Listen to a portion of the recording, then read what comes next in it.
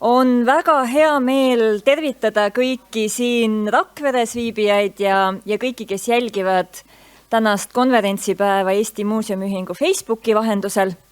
Eesti Muuseumiühingu poolt mina olen Kertu Männiste, Muuseumiühingu juhatuse esimees.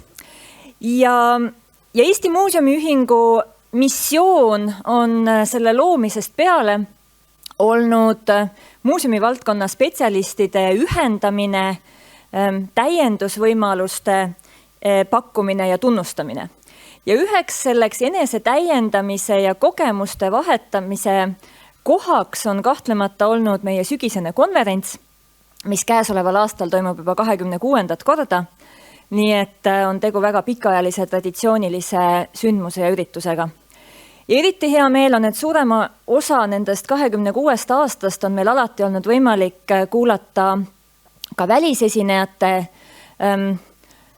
ettekandeid ja nende nägemust parasjagu käesoleval teemal. Et kui meie eelmiste aastate konverentsid on keskendunud digitehnoloogiatele ja kestlikkusele muuseumis, mis kahtlemata on väga olulised teemad ja hästi ka moodsad teemad võib-olla praegu, siis on hea meel, et selleaastane konverents toob meid tagasi muuseumide sellise südame ja südamiku juurde, ehk siis eheduse ja autentsuse juurde. Muuseum on ehe, oli ka see hüüdlause, mida kandis 2009. aastal muuseumi aasta, nii et tegu on tõesti ühe märksõnaga, mis muuseumide ja muuseumidena tegutsemisega kindlasti käsikäes käib. Nii et professionaalse arengu ja enesetäienduse ja sellise nii kolleegilt kolleegile teadmiste ja kogemuste vahetuse kui ka rahvusvahelise mastaabi mõttes oleme siis taaskord alustamas väga põnevat konverentsipäeva. Ja et kõik need ehted, mida muuseum pakub ja kogu see ehedus, mis muuseumi valdkonnas leida on, saaks ka vääriliselt äramärkimist, siis kasutan siinkohal ka võimalust tuletada meelde, et kuni 2. oktoobrini saab kandideerida Eesti muuseumide aasta auhindadele, nii et veel paar päeva on aktiivselt aega siis oma projekti tutvustused sinna saata, et kõik need tõeliselt väärikad ja väärtuslikud muuseumi valdkonna tegemised saaksid tähelepanu ja saaksid esile tõstmist ja muuseumi töötajate tegevus ja professionaalne töö läbi nende projektide. Et siinkohal ongi mul väga hea meel mitte pikemalt meid kinni hoida, vaid sukelduda järjepannu nendesse autentsusega seotud teemadesse, erinevatesse vaatenurkadesse, olgu need läbi objektide või läbi külastaja vaatenurga. Ja anda siinkohal sõna tervitussõnadeks Eesti Vabariigi kultuuriministrile Heidi Purgale. Palun.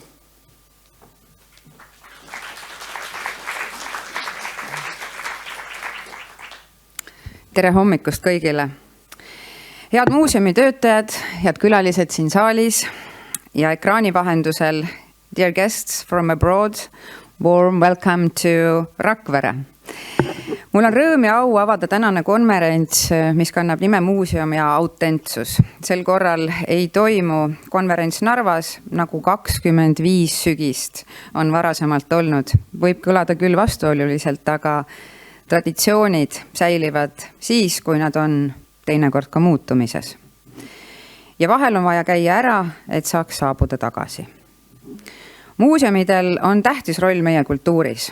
Muuseumid on olulised kultuuriloo talletamisel. Need on kohad, kus meie ajalugu, traditsioonid ja identiteet säilivad põlvest põlve. Eesti on väike riik, kuid meie ajalugu on rikas ja mitmekesine. Muuseumid koguvad, säilitavad ja uurivad meie minevikku, aidates meil mõista, kes me oleme ja kust me tuleme. See on hindamatu väärtus meie riigi kultuurilisele järjepidevusele. Eesti muuseumide jaoks on käesolev aasta olnud mitmete muutuste ja uuenduste aasta. Muuseumimaastiku üks positiivseid sõnumeid on kindlasti sellel aastal olnud muuseumikaart. Ja mul on väga hea meel, et Eesti Muuseumiühing suutis selle ammuse idee teoks teha ja on nii palju muuseume, kes sellega kaasa tulid. Eesti kultuurielus ei ole liiga palju ühistegevusi ja piiratud ressursside tingimustes on sellised valdkonnaülesed ühisalgatused väga olulised. Muuseumikaart ei ole ju lihtsalt aastapilet, vaid muuseumide jaoks ka ühine platvorm. See aitab muuseumidesse tuua üha uusi inimesi ning seeläbi inimeste maailmapilti ka avardada. Muuseumikaardi kaudu muutuvad muuseumid ka igapäevaelu osaks. Muuseumis võib käia spontaanselt ning tihti nagu raamatukogus või poes. Ja muide, ma ei tea, kas teadsite, et teatavasti on üks muuseumikaardi omanik käinud viimase 5 kuu jooksul lausa 140 muuseumis. Lisaks kaasaegsetele lahendustele liiguvad muuseumid ka järjest rohelisema mõtteviisi suunas. Seetõttu on igati positiivne ICOM Eesti eestvedamisel hoo sisse saanud rohelise muuseumi märgis. Kui eelmisest aastast oli see vaid Kumu kunstimuuseumil, siis sel aastal on tegijad Tartu muuseumid. Eesti Rahvamuuseum, Tartu Ülikooli Loodusmuuseum, Tartu Ülikooli Botaanikaaed ning Tartu Ülikooli muuseum. Üsna mitmed muuseumid on lisaks nimetatule praegu oma tegevusi analüüsimas ja muudatusi tegemas, et vähendada oma keskkonna mõju ning tegutseda ka kestlikumalt. Lisaks sellele on sündinud muuseumimaastikule ka üks uus huvikaitseorganisatsioon, Eesti Muuseumide Liit. Tere tulemast ja jätkuvalt tasakaalukat toimetamist. Uus algus on ka Kultuuriministeeriumi muuseumi nõukogul, mis stardib sel sügisel uues koosseisus ning kuhu on oma esindajad nimetanud kõik 3 muuseumi valdkonna katuseorganisatsiooni. Lisaks pidasime oluliseks suurendada kohalike omavalitsuste kui väga suure hulga muuseumide omaniku vaatenurga esindatust, kaasates selleks nõukokku ka Eesti Linnade ja Valdade Liidu. Ma soovin uuele koosseisule häid mõtteid, vahetut suhtlust ning sisukat koostööd ministeeriumiga. Lisaks tooksin välja võib-olla esmapilgul vähetähtsa, kuid tegelikult siiski üsna põhimõttelise muudatuse, mis puudutab kõiki Eesti muuseume. Selle aasta 1. mail jõustusid muuseumiseaduse muudatused. Mõned neist olid väiksemad ja mõned suuremad, kuid väga oluline uuendus on see, et seadusesse sõnastati muuseumiseaduse ja seeläbi ka kogu muuseumi valdkonna ülene väärtuspõhine eesmärk. See tõukub suures osas rahvusvahelise muuseumide nõukogu ICOM uuest muuseumi identifitsioonist, mis rõhutab muuseumide laiemat ühiskondlikku rolli, mida vanas muuseumiseaduses ei olnud.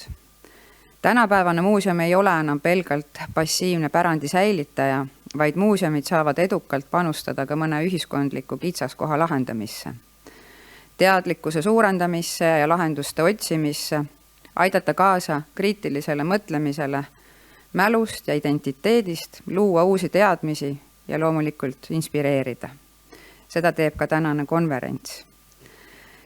Seda kõike saab teha teadmisele, et muuseumikogud jäävad endiselt muuseumide olulisimaks osaks. Muuseumi ehedus seisneb päris asjades. Erinevatele kogudele, mis on muuseumide südameks, saab erinevate uurimise teadustööde abil luua konteksti, teha seda koos muuseumi ümber oleva kogukonna ja sotsiaalse võrgustikuga. Mida laiapõhjalisemalt seda teha, seda kõnekamaks muutuvad need autentsed objektid, mida muuseumides ka näha saab. Jätame aga autentsusega seotud dilemmad ja väljakutsed pigem järgnevates ettekannetes ekspertide lahata ning räägin teile lõpetuseks ka paar sõna riigieelarve teemadel. Vabariigi Valitsus jõudis eelmisel nädalal riigieelarves kokkuleppele. Eelarve antakse Riigikogule üle lähipäevil. Arutelud olid tõesti pingelised, sest meie riigieelarve on keerulises seisus ning seetõttu oli kõikidel ministritel ülesanne leida kokkuhoiukohti. Kultuuriministeerium suutis ette antud eesmärgi täita. Leitud kokkuhoiukohad on seotud eelkõige nende tegevuste või toetuste vähendamistega, kus otseselt ei saa halvatud ühegi konkreetse asutuse tegevus, mille keskne roll on kultuuripoliitika eesmärkide elluviimisel. Valitsus on ühisel arusaamal olnud, et kultuur on meie riigile oluline ning kultuuri säilitamiseks ning arendamiseks tuleb jätkuvalt panustada. Tugev kultuur tõstab riigi mainet, teeb meid atraktiivseks. Ja tulles tagasi nüüd muuseumi valdkonna juurde, siis mul on hea meel, et me ei pidanud muuseumide tegevustoetuste taotlusvoorude summat kokkuvõttes kärpima. See on praegusel keerulisel ajal, ma usun, et hea sõnum. Samuti jätkub ka muuseumide kiirendi toetusmeede, mis on olnud väga tänuväärne võimalus erinevateks arendusprojektideks ja andnud muuseumile vajalikud teadmised ning tööriistad, et enda muuseumi eripärast tingituna end kõige efektiivsemalt aidata. Majanduslikud raskused võivad olla väljakutseks, kuid koostöös loovuse ja pühendumisega saame säilitada meie kultuuripärandit ja anda selle edasi tulevastele põlvedele. Muuseumid on meie aken minevikku ja uks tulevikku ning nende tähtsust ei tohi alahinnata. Tänan kõiki tänase ürituse korraldajaid, Eesti Muuseumiühing, ICOM Eesti, Rahvuskomitee ja sihtasutus Virumaa Muuseumid. Suur aitäh teile ja soovin kõigile sisukat konverentsipäeva. Head päeva!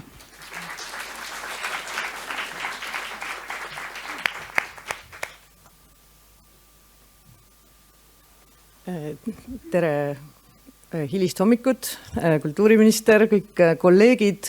Minul on ICOM Eesti poolt hea meel teid tervitada. Ma olen väga rõõmus, et meil on laual tegelikult täna selline teema, mida võib nimetada omamoodi ka katusteemaks, et see on üks sisuline, oluline kiht muuseumi maastikul, millega me puutume kokku, ma julgen öelda igapäevaselt ja mis väärib igati sellist laiemat käsitlust, et on raske võib-olla selliseid universaalseid teemasid leida, aga suur tänu sellele tiimile, kes selle konverentsi korraldamise taga on. Minu roll on täna siin hästi väike. Mul on hea meel veel kord kiita meeskonda selle konverentsi taga ja juhatada sisse tänase päeva algus siis sisulise poole peale, nii et Agnes Aljas on see, kes modereerib tänast päeva ja ma arvan, et meil ei ole üldse põhjust rohkem oodata, nii et Agnes, sinu kord on nüüd tulla. Aitäh.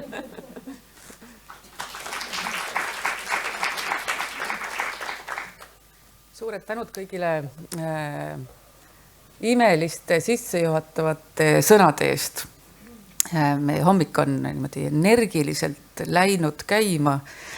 Tänud kultuuriministrile tõstmast esile kõiki neid teemasid, mis tegelikult ka nagu tõukuvad sellest, miks see konverentsi teema on valitud, ja tänud Kertule ja Kaile seda uuesti meelde tuletamast. Minu ülesanne täna oleks see, et proovida teid juhtida meeldivalt läbi teema autentsus koos imelise 6 esinejaga, kelle me oleme välja valinud teile konverentsi meeskonnaga ja meie mõte oli algselt just see, et proovida siis vaadata, mis on need tänapäevased arusaamad sellest, mis asi on autentsus, kuidas me muuseumites seda mõistame, kuidas kultuuriteadus üldiselt seda mõtestab ja kuidas tegelikult külastajad seda vaatavad, mis asi on autentsus, mida tegelikult vaadatakse muuseumi valdkonnas üllatavalt vähe, et kuidas siis tegelikult külastaja sellele tegelikult reageerib. Aga ma loodan, et päeva jooksul me saame nendest teemadest palju teadlikumaks.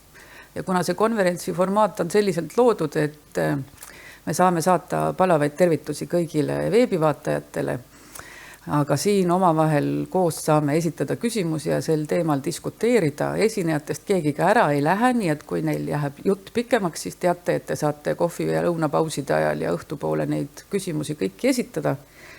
Nii et mitte võtta väärtuslikku aega, ütlen ma tere tulemast esimesele esinejale ja see esimene plokk on meil nüüd ingliskeelne, nii et hakkame otsast pihta. Please, Jane.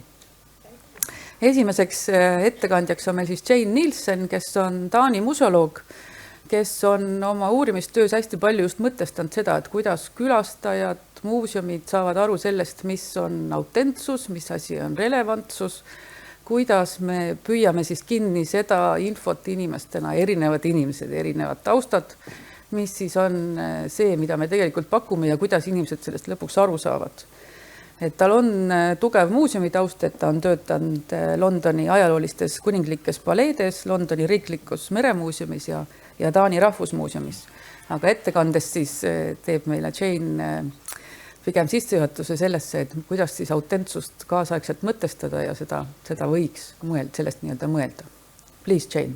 Thank you. And hello, everyone. I didn't understand a word of that, but I'm sure it was all right. Sure she was. Hello, everyone, and thank you so much. I'm very happy to be here. Now, I'll be doing this in English. If I talk too fast or there are words you don't quite pick up on, please just let me know. Raise your hand or something is absolutely fine. Ask me to speak slower. But I've been so lucky to start this lineup of what will hopefully be some great conversations about authenticity in museums. So I will be trying to give you a little bit of an introduction into authenticity as a whole, and to some of the dilemmas and challenges that we face when working with such a complex concept as authenticity in our museums. So I would like to take you on a little journey into some of the complexities, the challenges, the discussions that surround authenticity, especially in relation to our visitors. So I hope you're up for that. So let me see if this works. This is what we're going to do today. We'll begin by going back to basic a little bit and have a quick look at what authenticity is. Bear with me, I'll do this quickly. And I also wanted to present a case study that highlights some of the dilemmas and challenges that we face around authenticity, because it is in our daily work that these terms like authenticity, relevance, meaning making, and so on need to be used. So it makes sense to see them in action, I believe.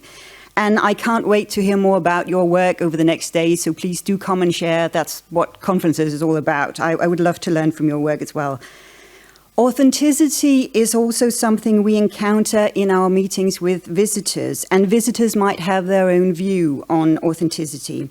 Now, my main area is interpretation, and this is that peculiar area that operates between academic and historic research and visitor connection, interaction, and participation. This is where the translation, if you like, happens between hardcore research and visitors of all ages and all stages of knowledge. And it is here that we're sometimes faced with some dilemmas and really discussions that deals with the essence of authenticity. And then finally, I wanted to go into a few thoughts about how we can address visitors' expectations of authenticity in our museum work. So I hope you're up for that little trip. All right, so let's start our mission of trying to figure out what authenticity actually means in museums. And I would like to begin by asking you a little bit of a tricky dilemma that I'm sure you have all faced at some point, perhaps when you started out as museums professionals. You know, when you're like visiting a famous museum for the first time, maybe like the Louvre or something in Paris, and you're standing in front of a famous artwork or a famous artifact like the Mona Lisa, the original Leonardo's famous artwork, and you can't help but feel a little, dare I say it, disappointed. You know that feeling? She's not the most impressive piece of art in that museum, is she? And she's so tiny, and there's always a huge crowd of people in front of her. And weirdly, this brings us to today's topics because, yeah, we are drawn to the real, we are drawn to the authentic, we are drawn to the original. And museums are all about the originals. We're so rooted in the thought of the original, and we cannot really bear it when that disappoints us. And this is where authenticity becomes really complicated, because obviously, it's not the Mona Lisa's fault that she's so tiny or that she's so popular. There's always a huge crowd of people in front of her. But it does do something to the experience, doesn't it? It does impact how we see the original. And sometimes this doesn't just make us question, okay, what do we actually mean when we talk about authenticity in museums? It also makes us realize, is it just all about having the original? Is that enough to create an authentic connection? Or is there something else at play here? What does it actually mean to create an authentic connection? So I thought, let's start there. Let's look at, we're going to talk a lot about authenticity over the next few days, so I thought let's just start by having a look at what that word actually means. What's the definition of that word? I told you we're going back to basic here. Let's have a look at a dictionary definition first of all. This is from Cambridge Dictionary. If you look up the word authenticity in Cambridge Dictionary, this is what you get. The quality of being real or true. Real or true. Talk about two words that are up for discussion. I think there are probably as many definitions of real and true as there are people on the planet. If you look, try another one. If you look at Oxford English Dictionary, you get something like this. Of undisputed origin, not a copy, okay, this is something we know of in museums, genuine, made or done in the traditional or original way, or in a way that faithfully resembles an original. That's an interesting phrase, that last one. In a way that faithfully resembles an original. That's a rather broad definition. Now, if you look this word up in other dictionaries or online, you get a lot of similar words, something like these. Real or true, integrity, genuine, correct, not wrong, accurate, reliable, and so on and so on and so on. This is a lot of words to try and define just one term. And in a way, it's not so strange, because in many ways, the term authenticity is subjective. The way each museums choose to perceive it in theory as well as in practice is subjective. The way our visitors perceive the word is subjective. What we understand about an original is subjective. In fact, we can even argue, if we go the full line out here, that the concept of a museum is slightly inauthentic, as none of the objects displayed in a museum was made to be seen in a museum. And yet, museums are all about the original. Museums constantly strive to be as authentic as possible. And it's very hard for the authentic to exist without the inauthentic. So what are the challenges here? Why is this term so hard for us to define? Well, if we have a look at some of the sort of basic challenges here for establishing authenticity, obviously what we come up with is something like incomplete historical records. We have gaps in information, and this may create uncertainties about authenticity. This is unavoidable in history. We don't know everything. We have something like restorations, repair, and interventions of objects, often done in order to preserve or stabilize originals. This may create questions of authenticity. We have the classic one, reproductions and copies. Copies where, for example, originals are too fragile to display. We have interpretation and reconstructions, often of historical environments or installations, which may introduce elements of imagination into the communication. We also have something like ethical considerations. Museums face ethical dilemmas regarding acquisition and display of certain objects, particularly those with contested or problematic histories all the time. And this is bound to cause discussion of authenticity. So this brings us a little closer to what some of the challenges are that we are facing as professionals when dealing with authenticity, and especially in relation to objects. But what about context? The context we work with within museums or heritage sites matters immensely for how we perceive and work with authenticity as well.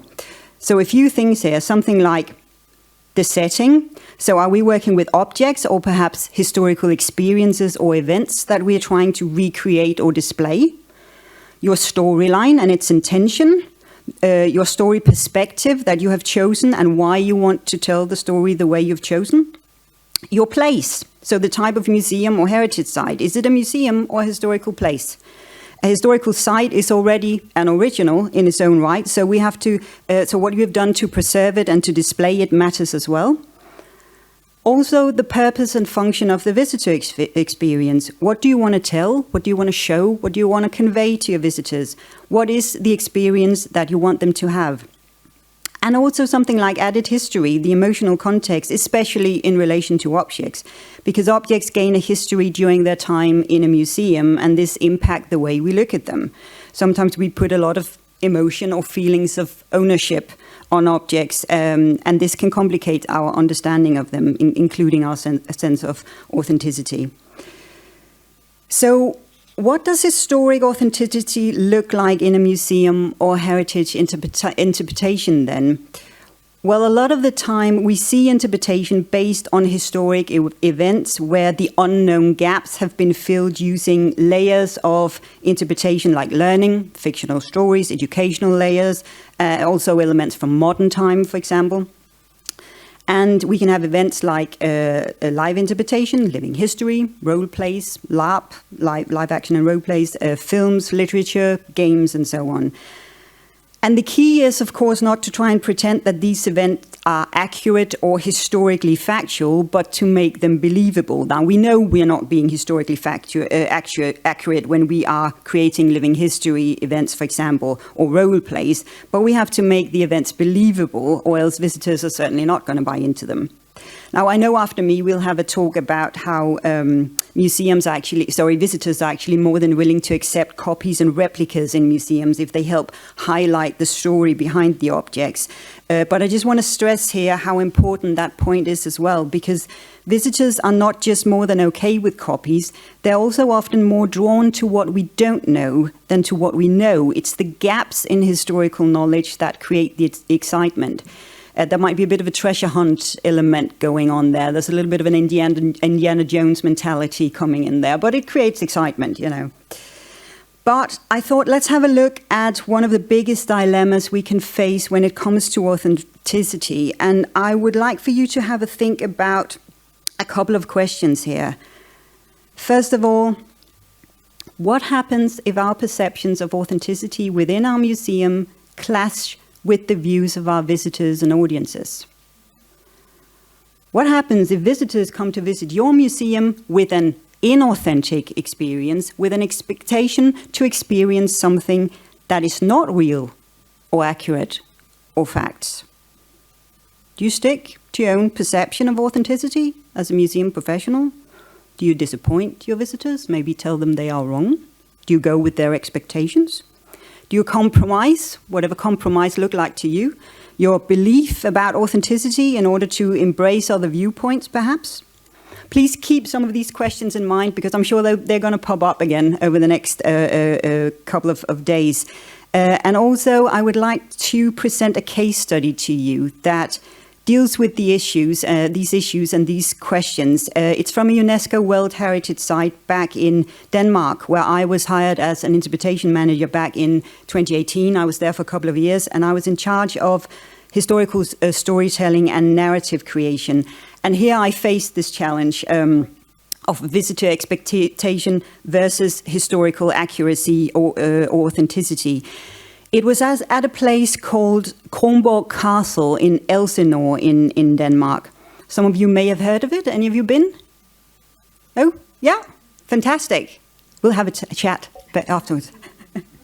Now, Kronborg Castle is it's based in the town of Elsinore in Denmark, just north of Copenhagen. It's now part of the National Museum of Denmark. It's a beautiful old Renaissance castle, a fortification and a stronghold built in 1585, and it's been a UNESCO World Heritage Site since the year 2000. Now, Kronborg's location is important. If you're familiar with the geography of Denmark, you have Denmark there to the left, small country, and to the right you have sort of a closer look at the location of Kronborg Castle. And as you can see, Kronborg is located just where we have the shortest distance between Denmark and Sweden. And the southern part of Sweden used to be Danish, so at one point this was all Denmark. But this position meant that the Øresund Strait, the water that runs between Denmark and Sweden, can be controlled entirely from the castle, from the fortification. And that meant, of course, the Danish kings imposed a tax on all cargo, all ships that went in and out of the strait in order to trade in the Baltic Sea. It made them very rich, I have to say. It was far safer to travel by ship on water than over land. So it's still a very busy water today. A lot of ships still go in and out.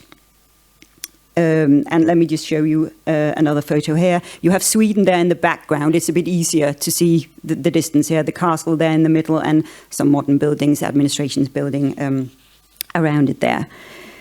Now, in the 1620s, a fire almost destroyed the entire castle. And even though most of the castle was reconstructed exactly as it was, a lot of the interior and furniture and so on was completely destroyed. And that left the castle looking rather empty. So this is a photo from inside the Great Hall. where we still have a few of the original tapestries from the Renaissance, but all furniture and interior of the castle today are copies or furniture from a later period.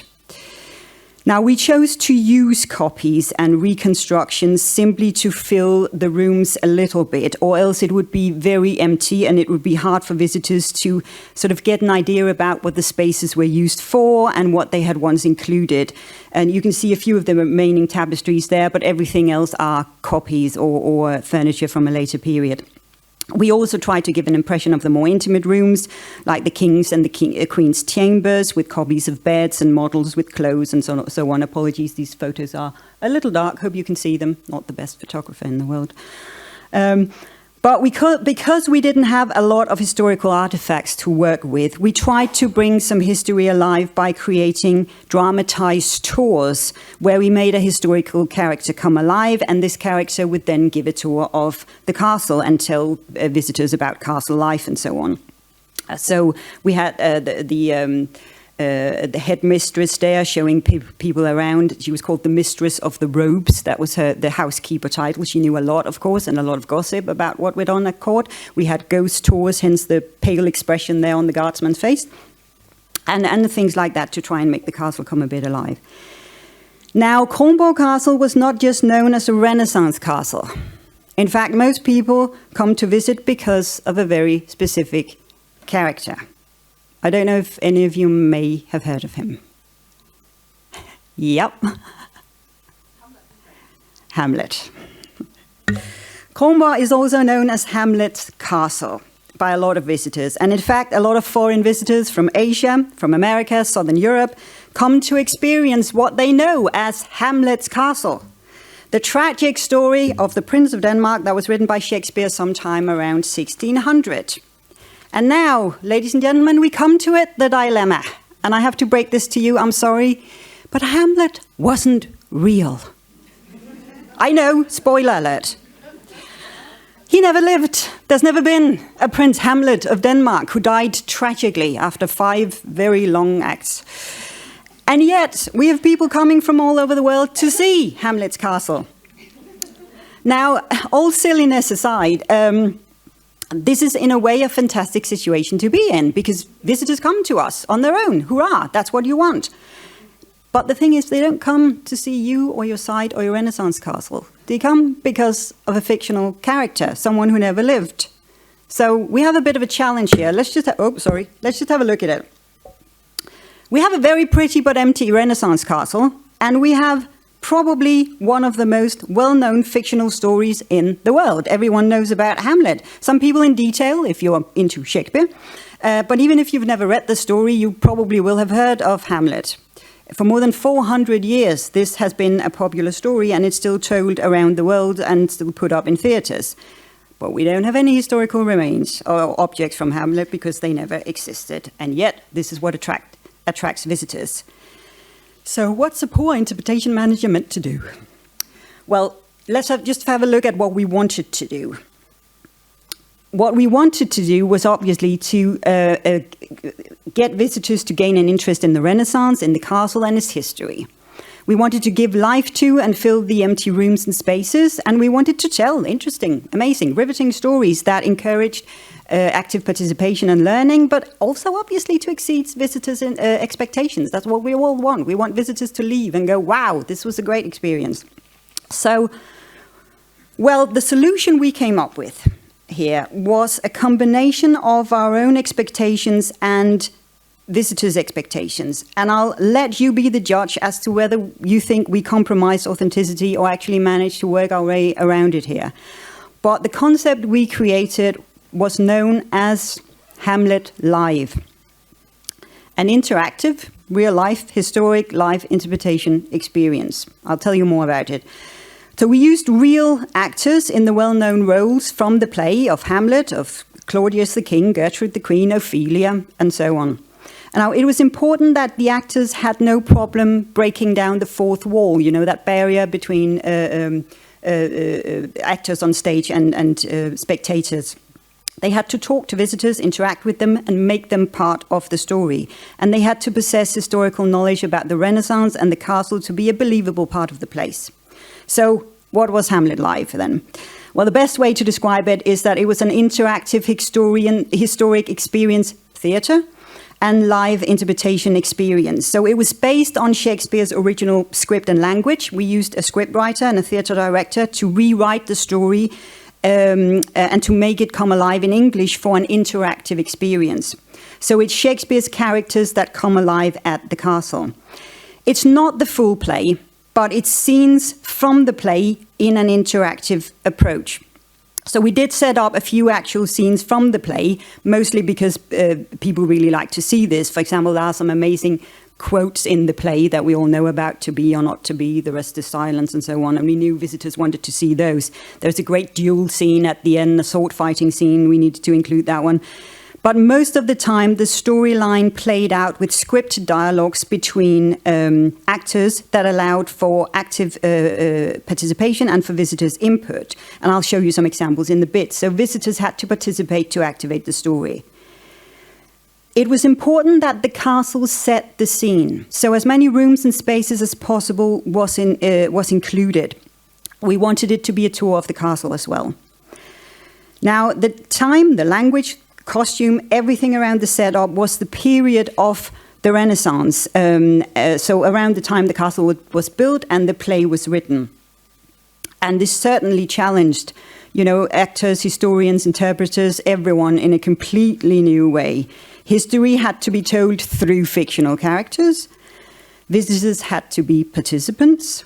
Actors had to improvise and interact and let visitors influence the storyline. And the castle had to be used in a completely new way. So that's a lot to take in. I would like to show you a little video now. It's only about 30 seconds. It's from a trailer that we did during the first season we had Hamlet Live. And I just wanted to give you a little bit of an impression about how it worked on site and what it looked like. I hope this works. Let's see.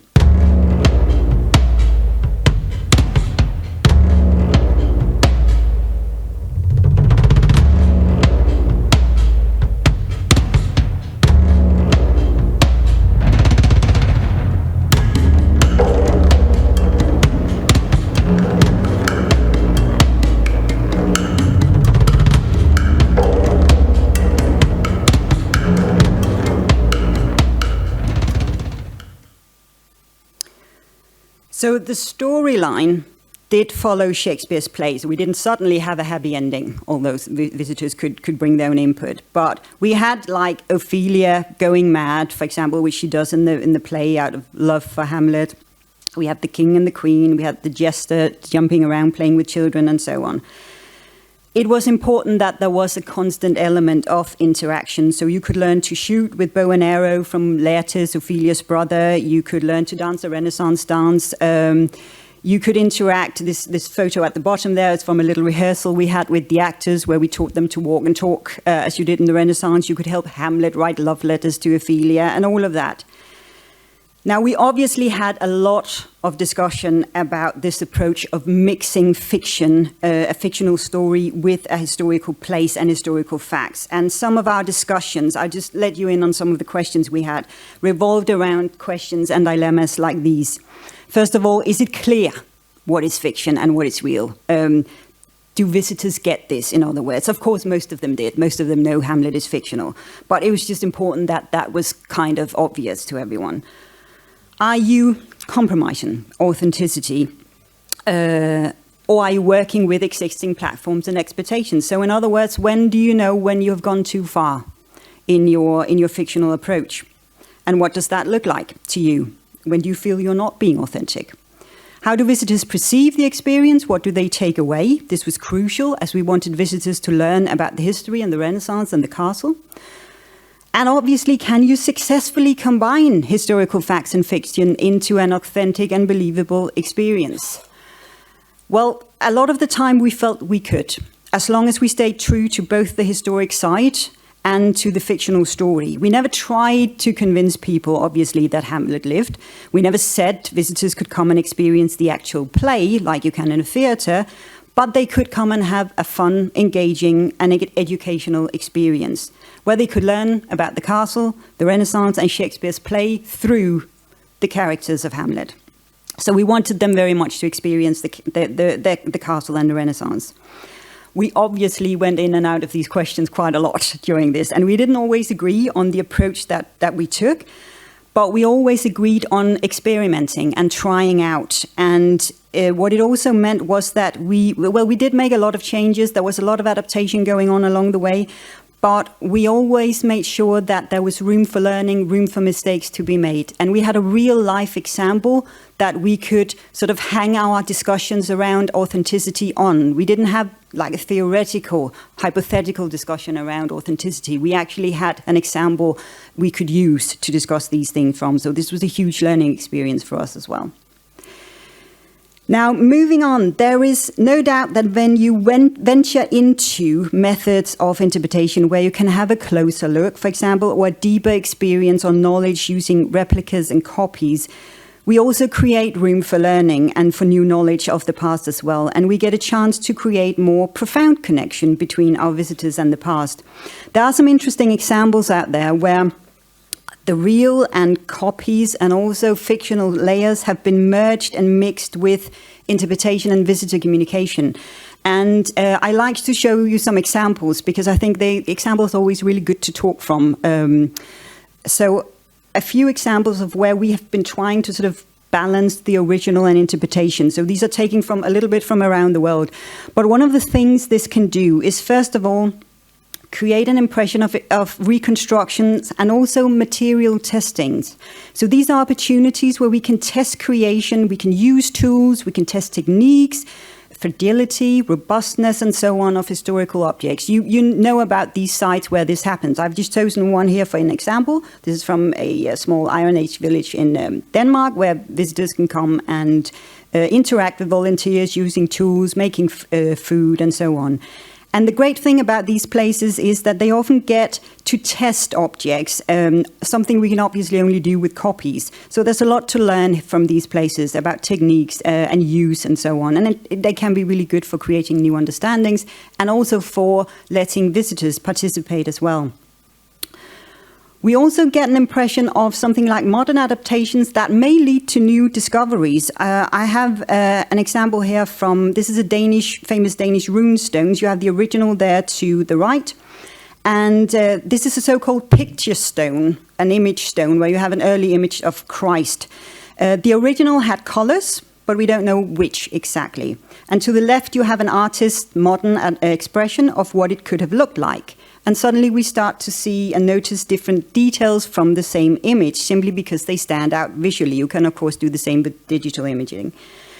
But just by adding colors, you start to get a new impression. Like, for example, this early image of Christ. We're kind of used to, when we see Christ in this position, we're used to seeing him hanging on the cross. And when you add the colors, suddenly you see that this Christ is not hanging on a cross. He's an embracing Christ with his arms open, and he's embracing his people into his flock into Christianity. This is the first reference we have actually of Christianity in Denmark, and this stone is often known as the birth certificate of Denmark. So an interesting modern expression there. It's also possible to get closer to details that you otherwise wouldn't discover. This is an interesting one. This is from an experience called the Sistine Chapel Experience. It was a traveling exhibition. I caught it when it was in London. And it presented these huge original size prints of every fresco in the Sistine Chapel in the Vatican, put up, as you can see, in the same way they're pictured in the chapel. So some of them on the ceiling above you, some of them on the walls to the side. And the prints were amazingly detailed. You could see every brushstroke, every crack, all the colors, also where they had faded. And of course, you can never get this close to the original. If you've ever been in the Sistine Chapel, you know that ceiling is about 20 meters above you. And again, huge crowds of people, always. But it's very difficult to get this close to the original. And it just presented some great references to the different parts of the Bible and so on, where these stories came from. So a brilliant way of actually getting up close. Of course, you miss standing in the actual chapel, but I would actually have loved to see this as kind of part of the Sistine Chapel experience, I have to say. Getting outside the museum. That's a really interesting one, because we're so used to visitors coming to us. Now, I love this next initiative here. This was a great example. It's from... Oops, was that this slide?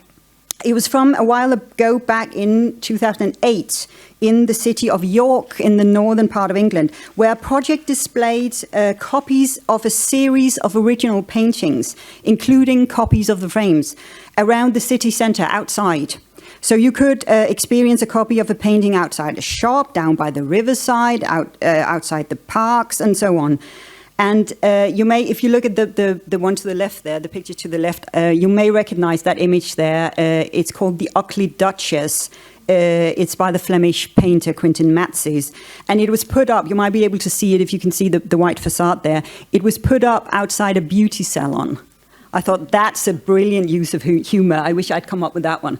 So before you go in to have a facial or have your nails done or something, you pass by this grotesque-looking old woman.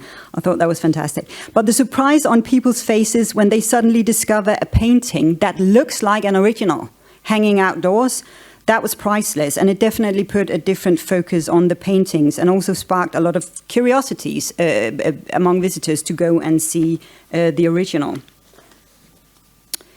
So these were a few examples of how copies and replicas can both provide new historical knowledge and also contribute to creating a deeper connection to objects for visitors. Some of these examples were not from museums, but I think it's quite easy to see how they could go well with museum experiences as well and with original objects or historical sites. A really important thing here is being clear about what is historically accurate and what is copies or filling in the gaps with imaginations or guesses. So be clear on your purpose when using replicas and copies. No matter what you're trying to do, make sure that it comes across loud and clearly. As I've mentioned before, visitors don't actually mind copies or replicas. They are okay with us not knowing everything, and this is usually rather exciting for them. It's often the gaps in historical knowledge that attracts the most attention. It's simply what we don't know that's exciting. As long as we are honest and clear about what we know and what we don't, then it's a lot easier to create a clear purpose for engaging with copies and new forms of interpretation. So, you're still awake. Good, brilliant. What about then addressing visitors' expectations of authenticity? Well, a few thoughts. How can we go about this? First of all, embrace visitors' reason and motivation for coming, even when it is wrong or fictional. Even if their perspective is wrong or not historically accurate, it still brought them to you. If your visitors come to see Hamlet, start there, and then build your own historical sources into your expectations. We never once changed the historical facts to accommodate the story of Hamlet, but we did tell a lot of history through the story of Hamlet. Connect historical facts with visitors' knowledge. Obviously, you know this. Don't ever try and tell visitors they are wrong. It rarely goes down well. But build on their knowledge, whatever level they might be at. So meet them where they are, even if they have very limited or wrong knowledge. Start with what they know and then build from there. Use visitors' expectation to spark further curiosity. Make them curious about your collections, your exhibitions, the era you're working with. You have their attention now, so make good use of it. And as I've said a couple of times before, be as clear as possible in your storytelling about fiction, added layers of history, modern adaptations or influences and historical facts. When you do start mixing fictions and layers of storytelling, modern influences or adaptations, be as clear as you can about it. Let people know what is research coming from historical sources and remains, and what are added layers of interpretation and storytelling, or perhaps conservation or layers of modern influences. Visitors are okay with guesswork and fiction as long as it's clear why you're using it. I would like to end with this thought. The thing is, we can create most things today. With the technological advances we have today, we can already create more than we can imagine. If you can imagine something, it can certainly be created, and probably much more to it. But the only way to keep our work authentic is to have a clear purpose for why we are creating the storyline, the reconstructions, the events, and so on that we do. Be open and honest about what you know and what you don't know. When we cultivate a culture of openness and honesty within our museums and in our relationship with visitors, then we foster an environment of authenticity. when we are open to creating a space where we can keep discussing, also disagreeing on, and developing terms and practices like authenticity, like relevance, like meaning making, we embrace an environment of authenticity. We also embrace ways of being open for new views and perceptions of authenticity as it changes in the future, and change it will. Original objects can give visitors a sense of connecting with history. Copies, and sometimes fiction, can give visitors a sense of experiencing history. In that way, they both support and complement each other. At the end of the day, the closest to being as authentic as we can ever be is being open and honest about what we do and why we do it. And with that thought, I would like to say thank you so much for listening to me. Thank you.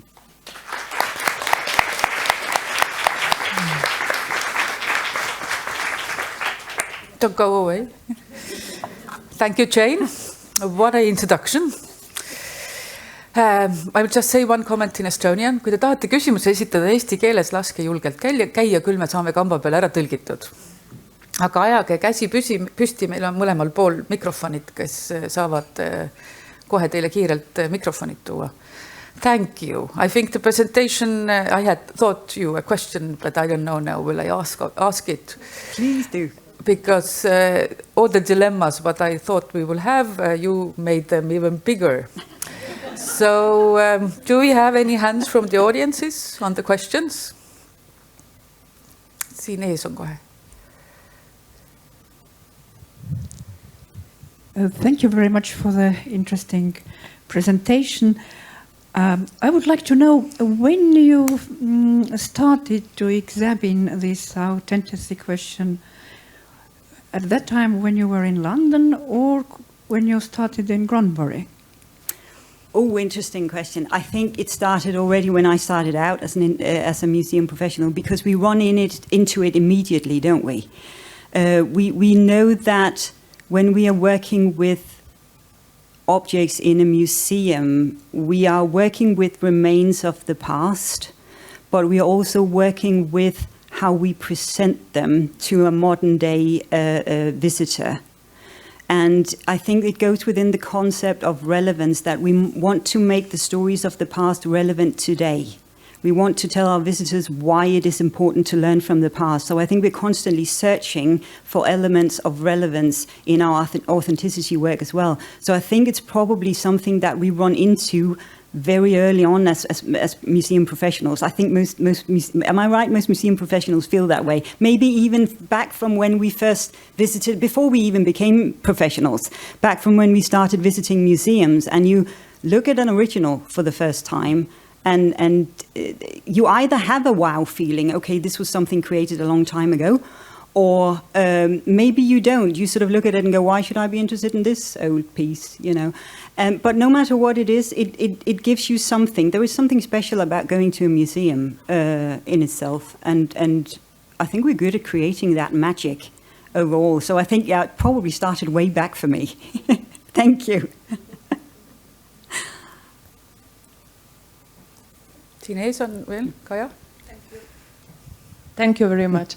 So the question goes together with another issue that you were already explaining. And as historians, as museologists, we always would like to be really, into the facts and to present the facts. And you were discussing the Hamlet Castle, because in the end, it's the Hamlet Castle. And probably if you look at Lonely Planet and in different touristic agendas, it's going to be the Hamlet Castle. Oh, yeah. So how are you able to find this, let's not call it the non-facts which are attracting the tourists? Because, at the end of the year, they're going to ask us, how many tourists, the numbers. And the numbers don't go together with the authenticity True. of the historical site. They go together with the expectations of the visitors. Yeah. So where are we? That's a good question. Yeah, in this debate. I think the obvious answer is don't try and fight it, because you cannot. Visitors come to see Hamlet's castle, and that's what they want to see. But I think the approach we also took was that The play of Hamlet is an old play. It was written around 1600, so approximately around the time the castle was built. We don't actually know if Shakespeare was there, but we know some of his players, the actors, the group he traveled around with, was there. So he will have had quite a good first-hand expression of the place. And he has some references in the place as well that corresponds with lots of places within the castle. So the play itself is a piece of history. And I think that was an approach into it that we took, that, okay, we have a historical site that's very empty, but we still have a lot of history we want to tell about it. And the play itself, yes, the characters are fictional, but the play was real. The play was written. It's part of history. And how can we sort of marry those two things together? We kind of knew that the visitor numbers would go up with the introduction of Hamlet Live, and it certainly did quite massively. So we choose to have Hamlet Live as the summer seasonal program, and then we did other things the other year around, like Christmas markets and so on. So I think the key to that is don't try and fight it, because there is something precious in visitors coming to you already. Even as I said, if they know you from something that is wrong or fictional, they still come to you. They are interested. They want to know about this place where Hamlet lived. And once they are there, it's just easier to lure them into that. So in a way, it's an ideal situation. They come to you on their own. And it's so much easier to give them that introduction to a place once they're there. And luckily, I have to say, a lot of visitors were impressed by the place. It is a beautiful, beautiful Renaissance castle once they come there and they start to get interested in, oh, how old is this? And what about the cannons? And what happened in the Great Hall? And so once they're there, it's just a lot easier. Thank you. Are we on time, Magnus? Yes, yes. Good, good. Thank you. If there is a hand.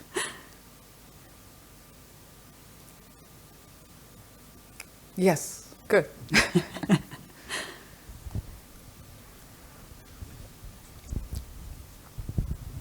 Thank you for the presentation, very interesting. I have a question. When you were preparing for this Hamlet story and all these discussions, how did you solve all these dilemmas inside the museum team? Because there's part of historians who say, no, leave it. And then you have to prove that it will work and you will have also your purpose. So how did you solve it? Good question. We didn't always. That's the truth. We didn't always agree. So the one thing we did agree on was to keep adapting it. It had to be a flexible concept. There had to be room for error. That's the key to that. We had, as you say, some very keen historic researchers who were very keen to keep all the historical research as clear as possible. And we had a theatre director and a script writer who was very into history and knew a lot about, especially the time of Shakespeare. So they were quite into the historical facts already, but obviously that merging was a key thing. One approach we did that seemed to work was that whatever the actors did, whatever they engaged visitors in, had to be historically correct. And that meant diving into some peculiar details sometimes. Everything from the way they looked to what they did, what they talked to visitors about. We had, like, to give you an example, a little discussion around the king, for example, who would play in his chamber, who would play chess with visitors. The game of chess is quite old, so that would have been a board game that would have been invented. Maybe not entirely in according with the rules we know today, but that was something that we could somehow incorporate and look into research-wise. So there were tiny little elements all the time. What did ladies do, for example? What did they occupy their time with, ladies at court, for example? What was the talk about? What was the political discourse like? All of these different societal elements was something that we could start researching. And that seemed to be the key into that. So yes, they were told through Hamlet and the characters of Hamlet, but all the research we did into that was based in historical research and historical facts. But it's a very good question because, no, we didn't always agree. That's the truth to that. But we always agreed on experimenting. And I think when you try something like this, you have to have that approach. Thank you. Thank you. Thank you, Jane. Thank you. Thank you so much. I can already feel that you brought up very well all the dilemmas, and so we have electricity in the room. Nicely. Meie järgmine ettekanne tuleb veebi vahendusel. Ja professor Dr. Steven Schwann ühineb meiega siis veebi vahendusel. Ja tegemist on erialalt siis Saksamaalt tuleva psühholoogiga, kes töötab Leibnizi teadusmeedia instituudi asedirektorina ja on fondi Medien in der Bildung juhatuse liige. Aga nende instituut on väga pikalt just tegelenud sellega, et kuidas siis mõista digitaalsete eksponaatide ja autentsuse ja muuseumi suhet ja vaadanud siis seda ka muuseumihariduse kontekstis, milles ka ettekandes tegelikult doktor Professor Schwann keskendub. Can you hear us? Yes, hello? I can hear you. Can you hear me as well? Yes. Hi. The floor is yours. We will give you time. So, thank you for the introduction. Thank you very much for inviting me to give a presentation at your workshop. This gives me the opportunity to talk a little bit about all of authenticity, the perspectives of visitor research. And I will divide my presentation into 3 parts. In the first part, I will present some ideas of what we are doing at the Institute, and then in the second part, I will dive a little bit more into the theoretical accounts of authenticity, and then in the third part I will present some of our empirical results that we collected over the last years. So visitor research at the IWM, the Knowledge Media Research Center. We are an institute which is a non-university research institution. Now we are about 20 years old. We were founded in 2001, and our main research focus is how digital media help knowledge to be created, acquired, shared, and passed on. And from this perspective of digital media, you also get a perspective on what digital media cannot do, what they cannot apply in terms of learning and knowledge acquisition, for example, and therefore the topic of authenticity of non-digital media comes into focus in our research as well. So in my lab we are doing a number of research projects. We have collaborations with museums and other memorials, for example, all over Germany, and we are addressing a number of different research questions in this field, from the role of reproductions and copies to authentic objects, or the role of authentic places, for example.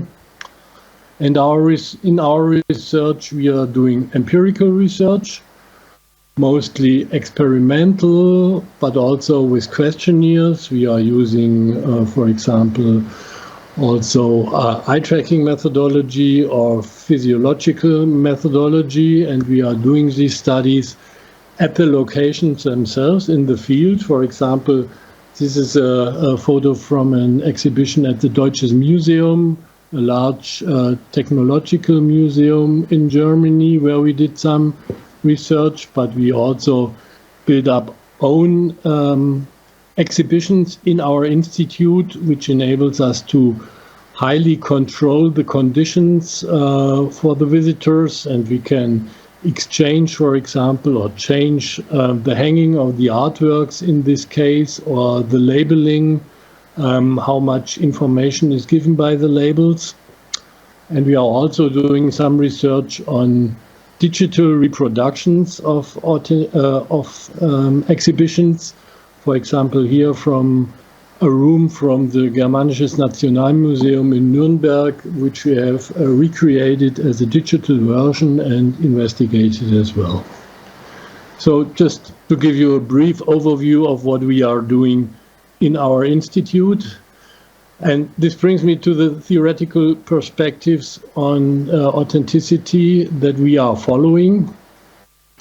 Let me start with the example of the Lascaux cave that many of you might know at the Dordogne in France. And there is a book written by Bruce Hood, and in this book a colleague from the States, United States, which is also about authenticity. And in this book he writes, on a driving tour around France in 1990, I chanced upon the famous prehistoric Lascaux caves in the Dordogne region. Then he says, the animal drawings were breathtaking, and then follows, it was only when I left that I picked up a brochure explaining that the cave I had visited was in fact a reproduction of the original cave nearby. If I had known, I probably would not have bothered with the tour, no matter how good a reproduction is. Knowing that it is not original destroys any sense of connectedness such an experience generates. And I think this quote from Hood echoes a bit the ideas that Walter Benjamin formulated in the 20s of the 20th century in his famous text about the artwork in the age of technical reproducibility. And it was also taken up by Gottfried Korff, another famous museologist in Germany. The basic idea is that through original items, through original exhibits, we can get in contact with history, with historical life or historical events, and particularly in the case of artworks, Walter Benjamin coined the terminus aura, and Gottfried Korff takes this argumentation up and says, in a thoroughly medial world, the museum is one of the few places where encounters with the immediate are possible by means of object authenticity. Again, the idea to get in touch with ancient circumstances by means of authentic or original objects. And that this is not an academic discussion shows, for example, if you try to have a look at the Mona Lisa at the Louvre, as I tried to have, and I did not get closer than, let's say, about 15 to 20 meters, because the room was so crowded with visitors and tourists who wanted to have a look at the original painting of the Mona Lisa, although I believe that if they had taken a look at the poster of the Mona Lisa in the museum shop, they would have get a better idea of the artwork itself, but it was not the original. So many people want to see this original. So this brings us to modern conceptions of authenticity. For example, this notion of psychological essentialism that considers objects to have an underlying essence that determines their authenticity. And the underlying essence is related to the object's history, to its material properties, its aesthetics, and its creator. And the essentialist view enables us to explain why certain objects are valued for their link with a certain person or historical moment that, in a sense, rubs off on an object. So we have the idea of a kind of contagion, getting in close contact with a person, for example, or historical events, leaves some essence at that object, and by looking at this object, we have a close relationship to these initial historical circumstances. But if we take a closer look at authenticity, this distinction between originality and not originality, or authenticity and not authenticity, becomes a bit blurred.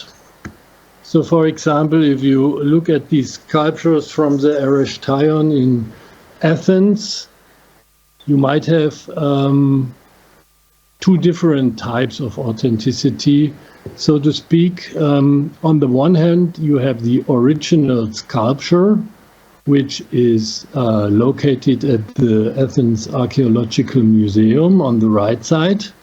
So you have the original material, but you do not have the original place where this sculpture belongs to.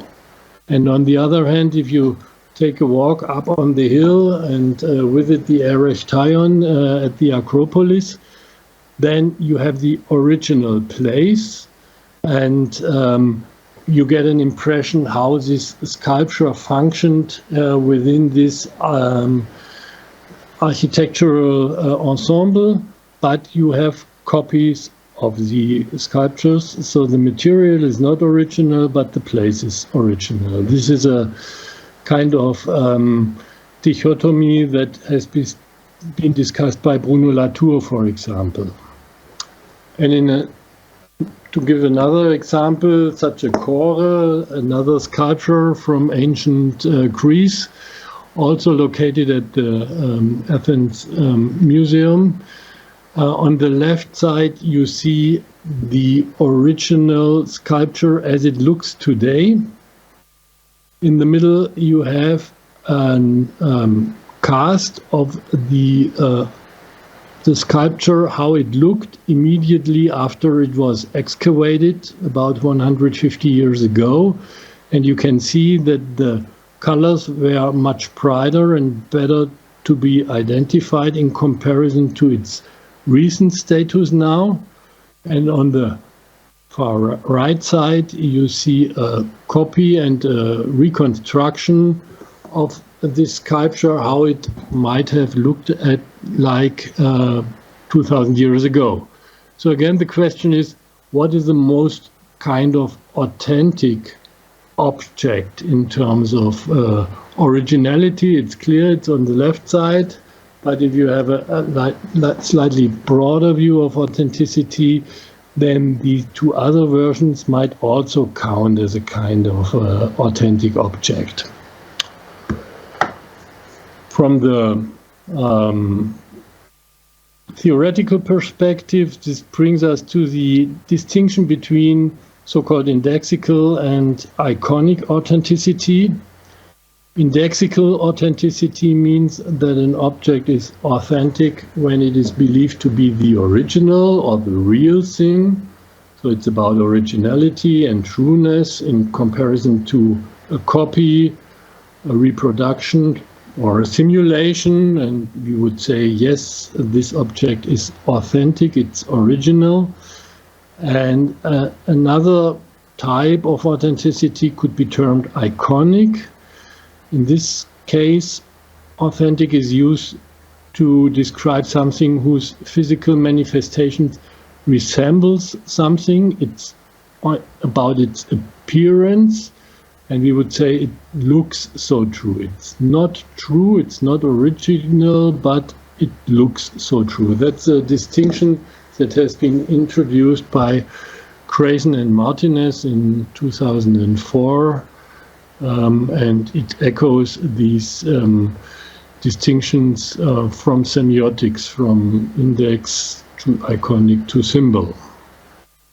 So equipped with this theoretical background, we can move to our empirical results on visitors' perception of authenticity. And to start with an empirical study that we have done at the Deutsches Museum in Munich, we had an exhibition about the space suits. These were original space suits, for example, from an Apollo mission from the NASA. And in one condition, just these original spacesuits were shown, and in the second condition, these original spacesuits were accompanied by a poster that said, these are not the original ones have to be restored, and so what you can see are very lifelike reproductions of the original spacesuits. And we were interested in the reactions of the visitors on these two different types of presentation.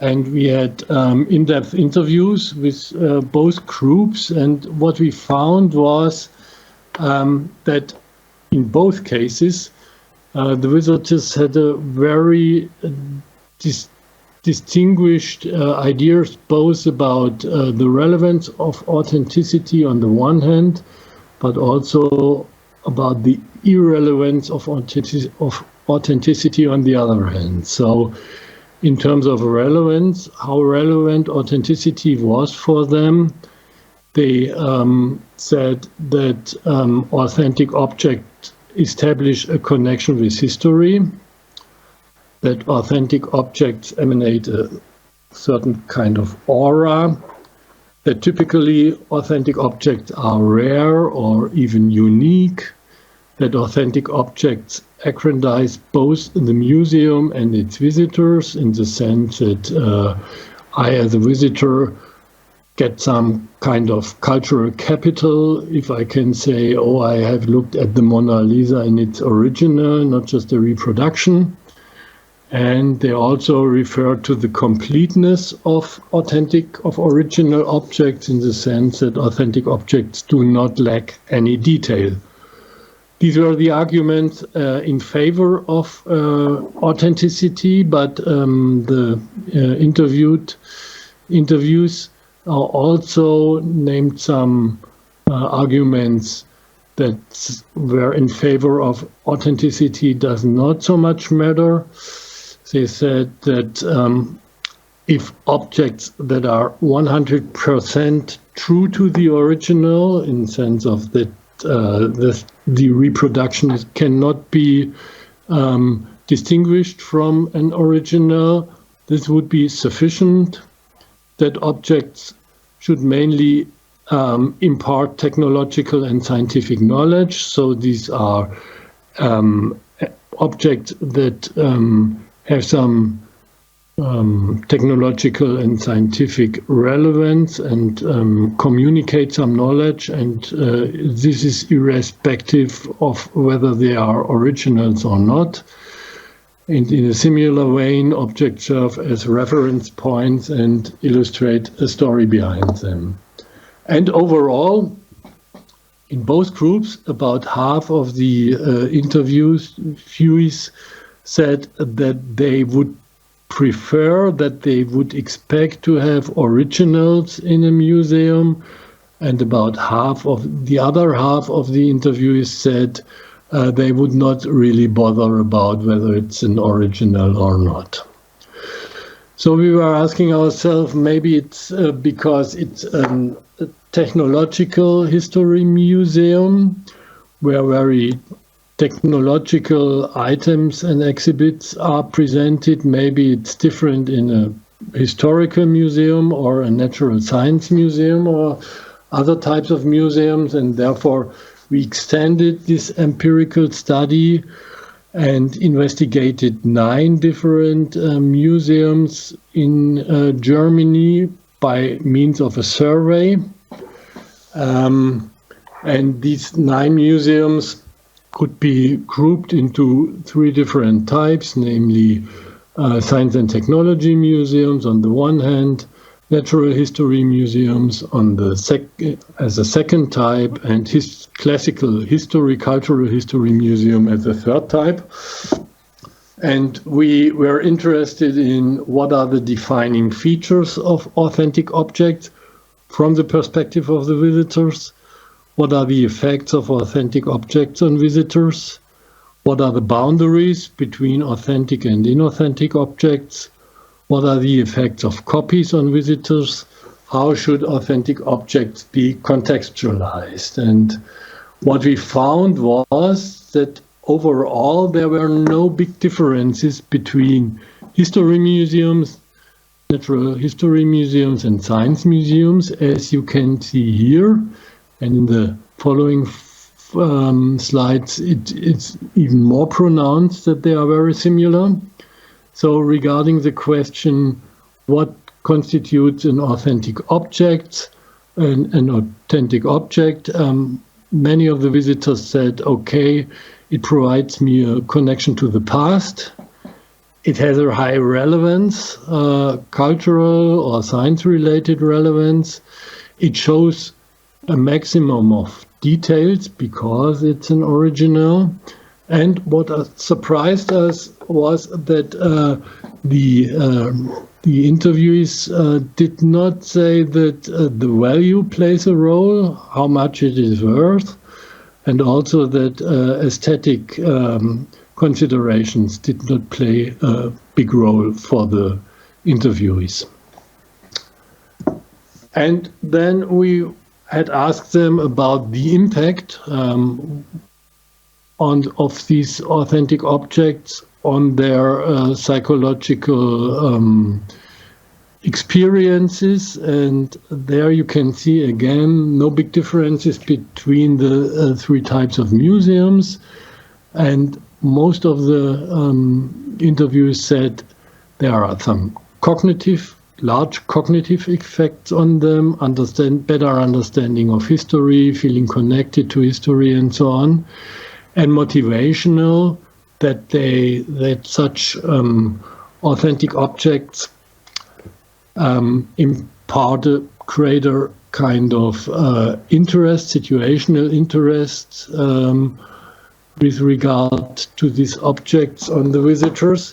But again, as a surprise, there was emotional effects were not much, but substantially lower than these cognitive and motivational effects, although we would have expected a larger emotional, affective kind of wow effect, for example, on the visitors when they are looking at or inspecting a real object. Next question that we have is what are the, under which condition do visitors still consider an authentic object as authentic? And there the visitor said, even if it has been conserved or it has been restored, or if some parts have been supplemented, it's still an authentic object to me. Whereas if many parts have been supplemented, this marks the boundary from an authentic object to a non-authentic object in view of the visitors. And in one question, we asked the visitors under which conditions they would accept a copy or a reproduction of an object instead of the original one. And many of the visitors agreed that they would look at the replica if the original object does not exist anymore, that they would accept a replica if it is important for completing an exhibition, or if it is necessary to explain certain interrelations, or if an object is too easily damaged. In all these cases, they would agree to see a replica instead of an original object, but they also emphasized it should be explicitly indicated if an object is not an original. And they also explicitly indicated that additions to original objects should be visibly identifiable. So visitors want to know if they are confronted with a copy instead of an original. These were the results of a survey study with about 1,000 visitors, but we also did some experimental research on this topic as well. For example, again in the Deutsches Museum, we had some experimental showcases in which we systematically varied how objects were presented, either as an original object or as a life-size, high-quality photography. You can see it here on the right side of the of both class cases. In one class case, these pressed implants are in their original shape. They are these 5 different pressed implants are lying on this box, and on the other side, on the left side, they are just shown as a photograph. And we had a number of different objects that were systematically varied. This artificial leg, for example, as an original object or a life-size photography, and so on. And over all of these different objects, which we varied with regard to being an original object or a life-size photography, we investigated how long these objects were inspected by means of eye tracking, and we found that real objects in comparison to photos were significantly looked longer at. And we also found that people who took part in this experiment then had the opportunity to walk through the museum for about 2 hours, and then afterwards they took part in a memory test, and there we found that the number of remembered object details again was significantly higher if people had inspected the real objects instead of the life-size, high-quality photographs of these objects. We went further and we replicated these findings, and also introduced a third type of condition, namely not only showing the original object, which is the middle photograph. On the left hand, you have again such a life-size photograph, in the middle the original objects, and on the right side you have the original object that can be touched and explored. So we were asking ourselves, what role does it play if I am able to haptically, additionally to just visually inspecting such an original object? And what we found was that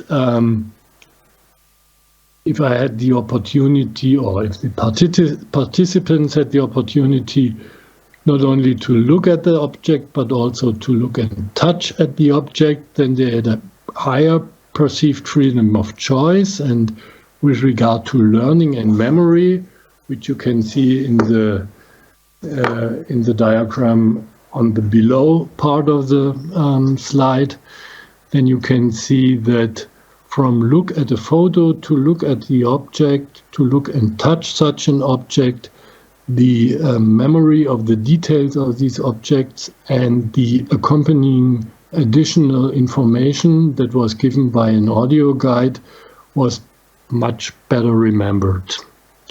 And a little bit of surprise was that the situational interest in these objects decreased from look at photo to look at an object to look and touch, which is a very interesting result and indicates that having the opportunity to look and touch seems to kind of satisfy the curiosity of the visitors with regard to these objects. Last but not least, more and more there are digital media that are used in museums and exhibitions. And again, we can ask what's the relation between this digital media and authenticity. which brings us back again to the question of iconic authenticity. Just as a reminder, authentic is used to describe something whose physical manifestation resembles something. It looks so true, and there is one scholar, namely Brunner in 1994, who has made the proposition that also reproductions might be authentic, more or less authentic.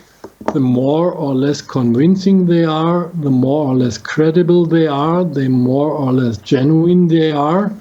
So we can say there are some digital reproductions of some circumstances, of some architectures, or some objects, for example, that seems to be more authentic because they are more credible and more genuine, or less authentic. And we did some study on the question how people perceive these differences in authenticity.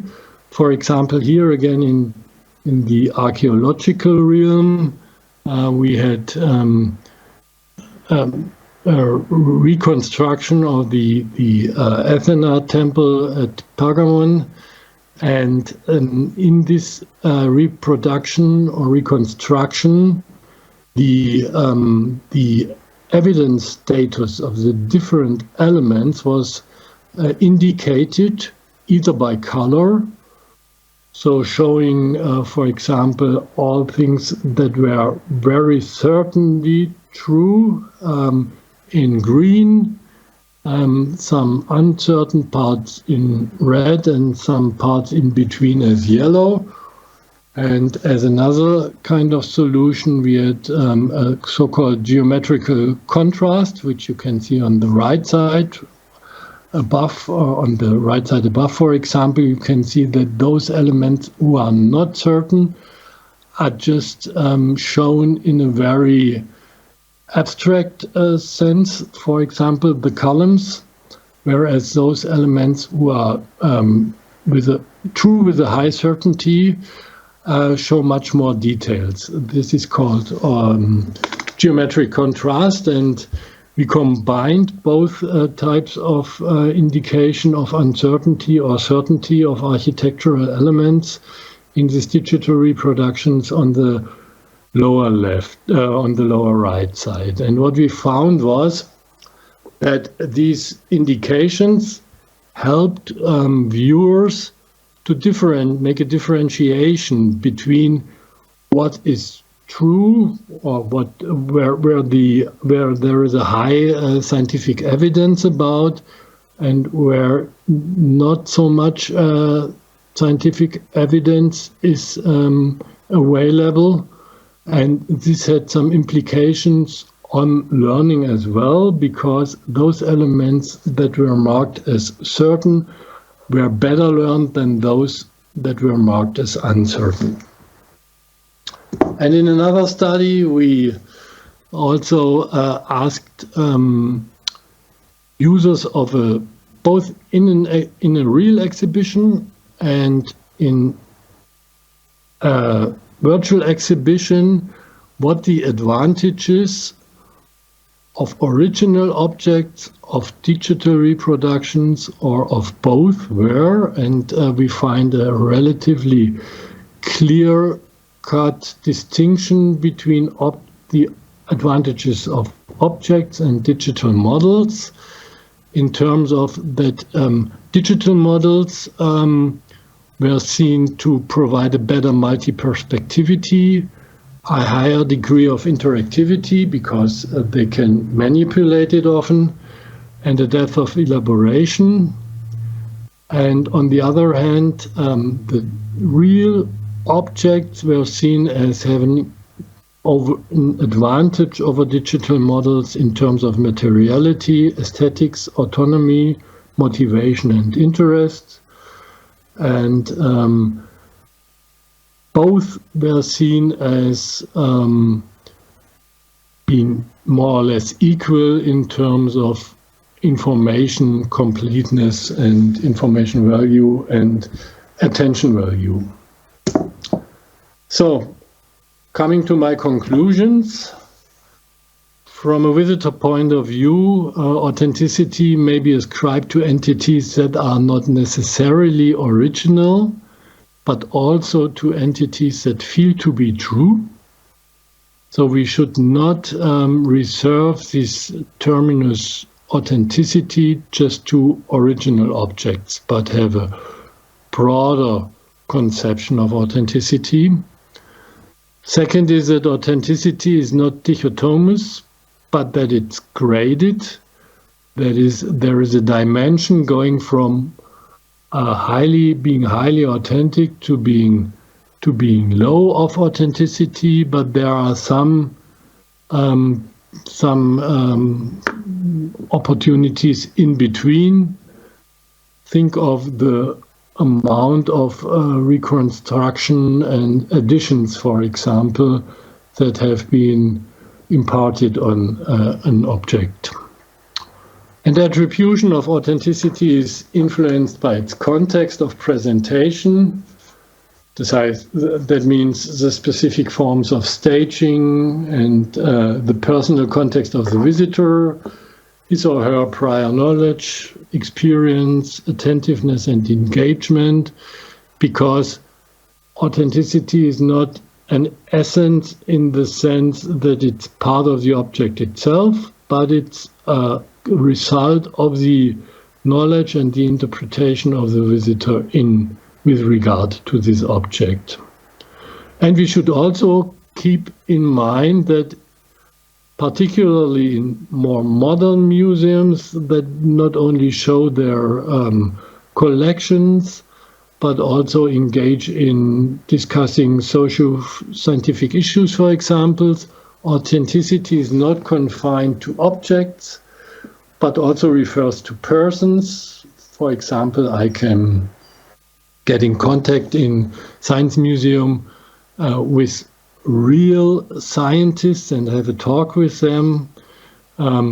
Some things take place at authentic places. Again, in Science Museum, there are physical phenomena that are not bound to objects, but are nevertheless authentic, and this also for activities that visitors can do at museums, citizen science activities, for example. And museums are places of authenticity, but our research shows that visitors accept a great number of different types of presentation. Authentic objects and digital media, again, our results show that these both types should not be seen as contradictory, but they also may be complementary, and that digital media can support understanding and appreciation of authentic objects. And with that in mind, I thank you for your attention, and I'm happy to answer some questions if there are some. Thank you very much.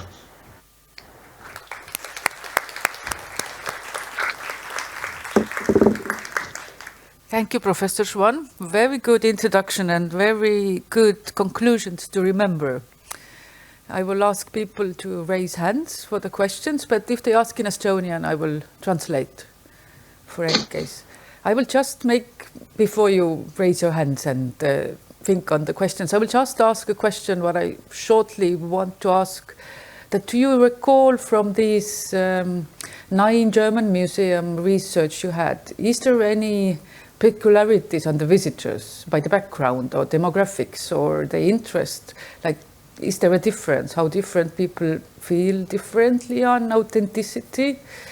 Is it more frequent museum visitors, more highly educated, who are more maybe more knowledgeable about authenticity, or do you recall, did you had anything on this topic? Thank you for this question. We did not find any big differences because there was another study that we've done with these 9 museums where we investigated, let's say, the characteristics of the visitors, their personal profiles. And we found that most of the visitors over all these museums are very well educated. And I also have to say that we were focusing not on families with young children, but only adult visitors that were visiting these museums. But we took care to do our investigations across the whole week, not just on weekends or on holidays, for example. And as far as I remember, there were, for example, no big differences in types of gender regarding these views of authenticity, and also no big differences in terms of age. But we should keep in mind these were adult visitors, not juvenile visitors. But we have the data. We could go more deeper into these questions of personal differences. There's also the selection of taking part in such a study. So not everybody agrees to take part in this study or in every study at museums. So these studies are always a bit biased in relation to education, for example, or in relation to the interest that people bring with regarding to these exhibitions. Kas on käsi? There's no hand, so I will make one short question, because the first session, morning session, is starting to finish, but we haven't used the word art museum. So you also left out the art museums.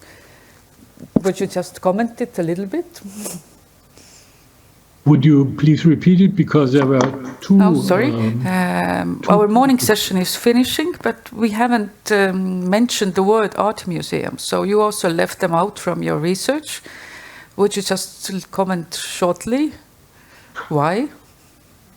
Yeah, art museum is a particular type of museum that we did not investigate from purely practical reasons, because these 9 museums that I mentioned are part of the Leibniz community, where our institute is also coming from.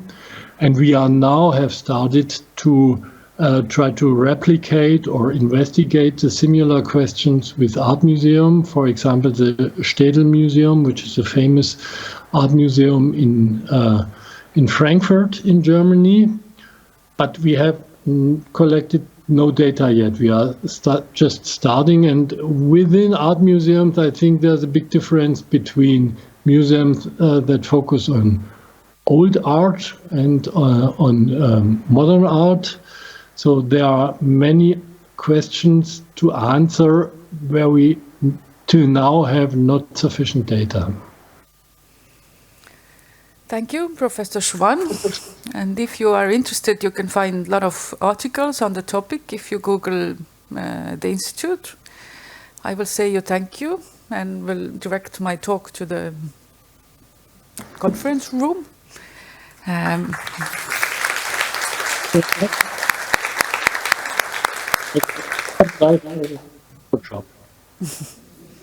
Mina ütlen teile aitäh, aga enne kui te püsti tõusete, ma annaks sõna Anu Viltropile korralduslike küsimuste selgitamiseks ja kõigile veebivaatajatele head lõunapausi. Kohtume kell 14.15.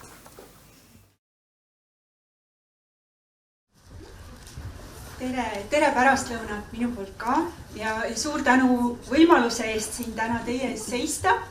Et see kutse oli minu jaoks suur üllatus ja see oli meeldiv üllatus ja natuke ka hirmutav, et kõhe on siin olla, sest ma tõesti ei ole muuseumi töötaja ja minu uurimishuvid seostuvad muuseumitega nagu riivamisi, aga siiski viimastel aastatel põhjustel, millest Agnes rääkis ja ka mõnel muul põhjusel, millest ma kohe räägin, on olnud võimalus muuseumite üle nagu rohkem ja süstemaatilisemalt mõelda. Ja ma mõtlesin, et ma kasutan juhust ja alustan reklaamiga, et Käesolevast õppeaastast 2023-2024 käivitub uus rahvusvaheline Erasmus Mundus ühisõppekava, milles osaleb ka Tartu Ülikooli Kultuuriteaduste Instituut ja mul on hea meel selles õppekava koordineerimises ja juhtimises Tartu poolt osaleda koos kolleeg Kirsti Õesaluga. Ja õppekava siis keskendub muuseumi haridusele ja nagu pärandi haridusele muuseumite kontekstis, aga ka natuke laiemalt. Ja selles konsortsiumis on mitmeid partnereid, aga seda ettevõtmist veab eest Glasgow ülikooli, kõik, kes õppima tulevad, õpivad ühe semestri Glasgow's ja edasi jagunevad mitmete ülikoolide vahel Euroopas, Maltal, Iirimaal, Hollandis ja on võimalus tulla ka Tartusse. Et kandideerimine algab varsti ja ma julgustaks teid uurima ja vaatama ja võib Kirsti või minu poole pöörduda julgesti, kui on küsimusi selle kohta. Et igal konsortsiumis osaleval ülikoolil on siis nagu oma vastutusala ja Tartu puhul on selleks vaimne kultuuripärand, mis antud juhul hõlmab ka mälukultuuride temaatikat ja folkloori. Ja ka käesolevas ettekandes ma siis proovin mõelda muuseumide ja vaimse kultuuripärandi kokkupuudete üle ja nagu autentsuse üle siis ka selles supis võib-olla. Et ühelt poolt on nagu ilmne, et muuseumitel ja vaimsel kultuuripärandil on ühisosa ja nendel väljadel tegutsejatel on ühised huvid. Ja teiselt poolt on nagu vaimne kultuuripärand, nii nagu seda määratletakse UNESCO vaimse kultuuripärandi kaitse konventsioonis üsna spetsiifiline kultuuripoliitika tööriist. ICOM-i 21. peaassamblee võttis 2004. aastal ehk siis aasta pärast seda, kui UNESCO tuli välja vaimse kultuuripärandi kaitse konventsiooniga, Soulis vastu resolutsiooni, mis rõhutas vajadust harida muuseumi professionaalne vaimse kultuuripärandi vallas. Ja muuhulgas hoiatati seal ka, et muuseumid ei tohiks vaimset kultuuripärandit väärkasutada ja seda kaubastada ilma, et sellest siis saaksid kasu need rühmad, kogukonnad, kes selle pärandiga samastuvad ja juba siin on meil selliseid autentsuse noote vaikimisi kuulda, aga siin on ka tunda siis seda sidet kogukonna ja pärandi vahel, mis on võib-olla UNESCO vaimse kultuuripärandi kaitsekonventsiooni üks olulisemaid mõtteid. Suurbritannia ICOMOS viis aastatel 2016-17 läbi uuringu, et kaardistada siis sealset muuseumite teadlikkust vaimse kultuuripärandi nagu mõistest ja konventsioonist. Ja nad leidsid, et see pilt ei ole väga nagu julgustav selles mõttes, et teadmised on hõredad ja muuseumitel puudub ettekujutus sellest, kuidas nad võiksid konventsiooni kasutada oma kogude paremaks haldamiseks. Et Suurbritannia ei ole UNESCO vaimse kultuuripärandi konventsiooniga liitunud ja selles mõttes võiks olla huvitav uurida ja teada saada, et milline see olukord Eestis on, et kas ta on samasugune või teistsugune. Et Eestis on meil vaimsest kultuuripärandist väga palju ja erinevalt juttu.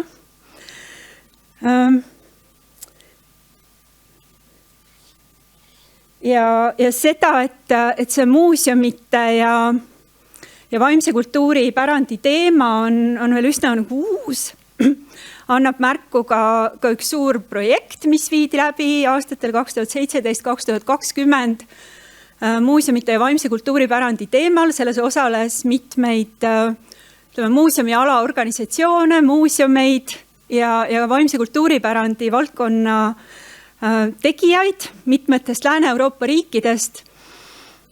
Ma väga soovitan selle projekti kodulehte uurida, keda huvitab, seal on palju materjale, sealhulgas üks digitaalne raamat sellest projekti tulemustest ja soovitustest ja selliseid palju inspireerivaid võib-olla näiteid erinevatest Euroopa muuseumitest. Projekti eesmärk oli just võimestada muuseume ja muuseumitöötajaid vaimse kultuuripärandiga tegelema. Ja siis selle projekti nagu tulemusena siis leiti, et vaimne kultuuripärand pakub võimalusi muuseumide ühiskondliku relevantsuse kasvatamiseks.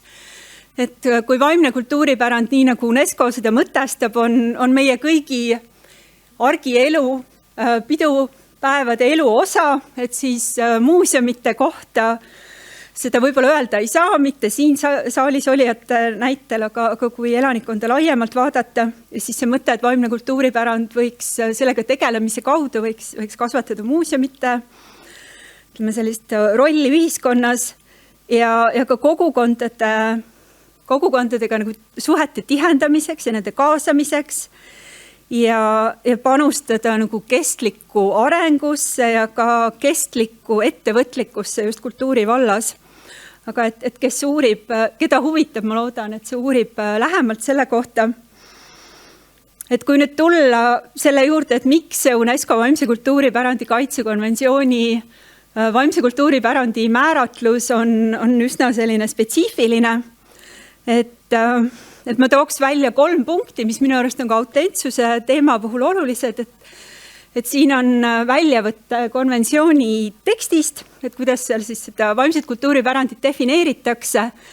Et võib-olla siin kõige olulisem, nagu ennegi viidatud, on just see, et vaimne kultuuripärand on see, mida kogukonnad, rühmad ja mõnel juhul üksikisikud peavad oma kultuuripärandiks, mida nad ise tunnistavad oma kultuuripärandi osana.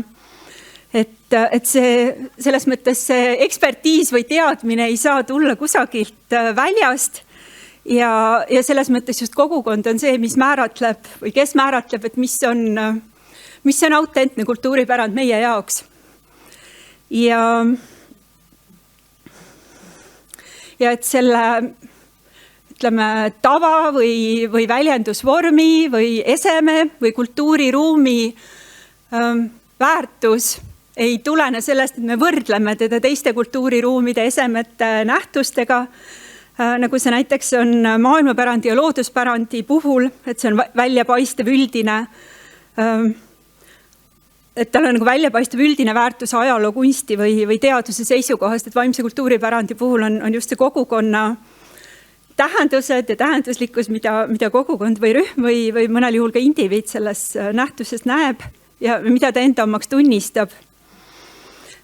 Teisena ma rõhutaks just seda punkti, et ühelt poolt nagu see vaimne kultuuripärand on pidevas taasloomises, et ta ei ole staatiline, vaid ta just on nagu elav pärand on UNESCO poolt kasutatav sünonüüm sellele kohmakale, kantseliitlikule vaimsele kultuuripärandile ja et see peaks andma rühmadele, kogukondadele, indiviididele identiteedi ja järjepidevuse tunde. Ja natuke on siin pinget selles mõttes, et ühelt poolt on meil pidev muutumine ja teiselt poolt identiteet ja järjepidevust nagu viitavad sellisele püsivusele või stabiilsusele. Ja 3. punkt, mis võib-olla nende näidete puhul, millest ma põgusalt tahan täna rääkida, on kõige olulisem, on see, et konventsiooni kohandamisel arvestatakse ainult sellise vaimse kultuuripärandiga, mis on kooskõlas inimõiguste dokumentidega, mis ei ole kuidagi keskkonna suhtes kahjulik ja mis ei põhjusta konflikte rühmade ja kogukondade vahel. Et siin on tegelikult juba päris palju selliseid eeltingimusi ja kriteeriume, mis tuleb täita. Ja nüüd me võime mõelda, et kuhu nagu autentsus siin sobitub. Aga enne kui ma räägiks autentsusest, et põgusalt veel sellest, et mida kriitilised pärandiuurijad on selle konventsiooni vaimse kultuuripärandi määratluse kohta öelnud, et üks selline nagu korduv ja tugev argument on, et tegelikult see vaimse kultuuripärandi konventsioon sekkub vaimse kultuuripärandi välja ja toimimisse, et kui me tahame midagi kaitsta, siis tegelikult see kaitsmise soov juba on sekkumine ja selles mõttes, et kaitstes me juba muudame seda nähtust, mida me justkui tahame kaitsta. Et siin on väga sellised keerulised ka võimusuhted tekivad ja küsimus ka sellest, et kes või mis on kogukond. Et kui keegi väidab, et kõnelevad kogukonna nimel, et siis kelle nimel ta tegelikult kõneleb. Ja kelle hääl ei ole kuulda. Ja miks ta siis kuulda ei ole.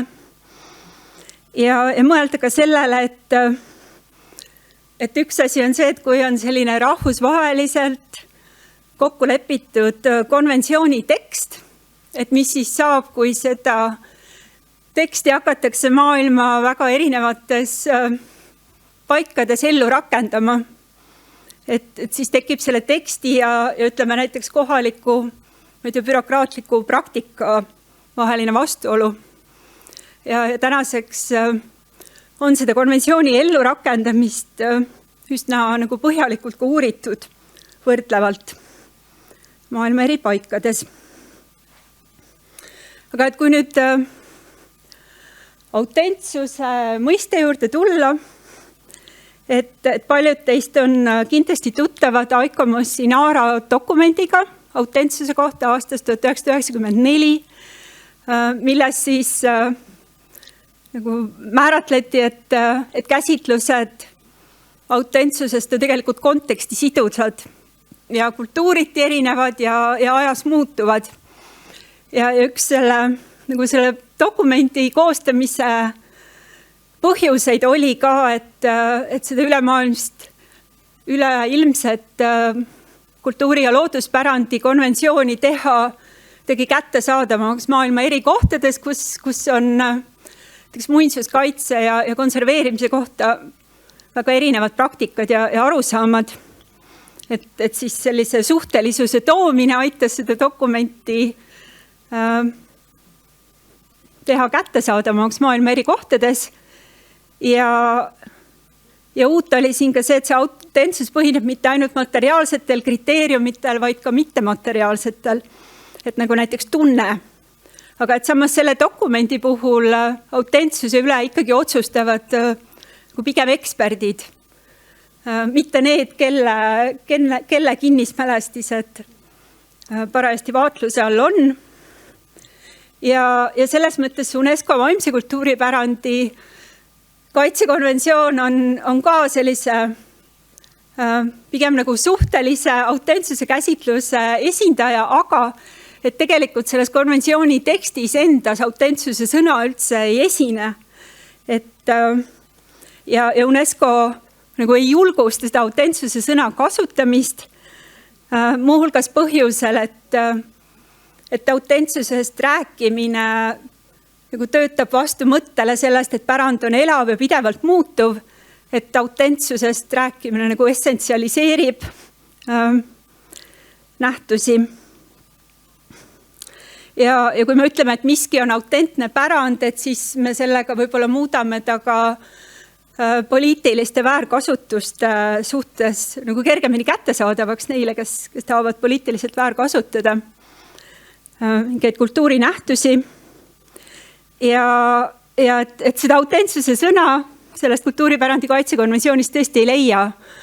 Aga et kui nagu hakata vaatama, mis mõtteid seal veel väljendatakse ja jällegi, et kuidas seda konventsiooni on ellu rakendatud, et siis sealt selgub, et tegelikult nagu opereeritakse mõtetega, mis käivad selle autentsuse mõttega kokku.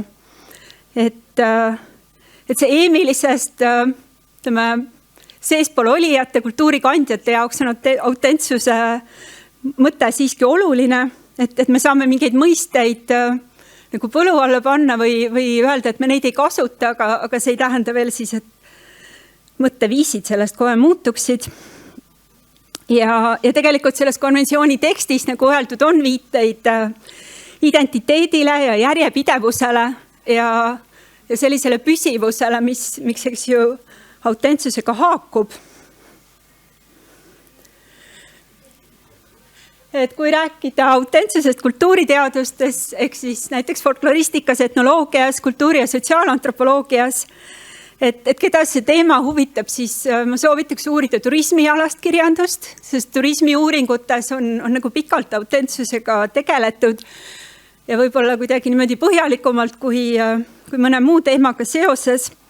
Aga et minu oma erialal folkloristikas oli ja nagu on olnud teedrajav Regina Bendixi monograafia, millest analüüsib autentsuse nagu igatsust seoses folkloristika, rahvaluule teaduse kui distsipliini kujunemisega ja samas ta väidab ise ja seda on kinnitanud ka teised uurijad, et mitmed sellised trendid, mis siin raamatus välja joonistuvad, kehtivad ka nagu teiste valdkondade tegevusalade puhul. Et seda autentsuse otsinguid sageli toidab selline eriline igatsus ja see igatsus lähtub meie oma modernsest kaasajast, aga samas selles väljendub selline antimodernsus, et igatsemine võib olla mingi parema ja puhtama ja selgema aja järele. Et aga samas tasub meeles pidada, et need autentsuse kriteeriumid, et mis on ja ei ole autentne, et need ju sõnastatakse olevikus. Ja kui me määratleme midagi autentsena, et siis me samal ajal ka määratleme midagi muud ebautentsena ja võltsina. Ja millegi määratlemine autentsena sageli tõstab ka selle turuväärtust. Et selles mõttes see igatsus autentsuse järele on seotud ka sellise kapitalistliku maailmakorraga. Ja Bendix pakub välja, et selle asemel, et küsida, mis on autentne või mis ei ole autentne, et me võiks parem küsida, et kes vajab autentsust ja milleks ja kuidas seda autentsust on nagu kasutatud. Et siin ma tooks ühe näite Eestist, folkloristika vallast. See, mis te näete, kaanepilt on Jaan Sandra muinasjuttude kogumik, mis anti välja 2004. aastal. Jaan Sandra oli üks Jakob Hurda nii-öelda suurkogujaid, et ta oli Vastseliina vallas sündinud külarätsepp, kes väga agaralt kirjutas üles erinevaid folkloori žanre, vanasõnu, aga ka näiteks muinasjutte.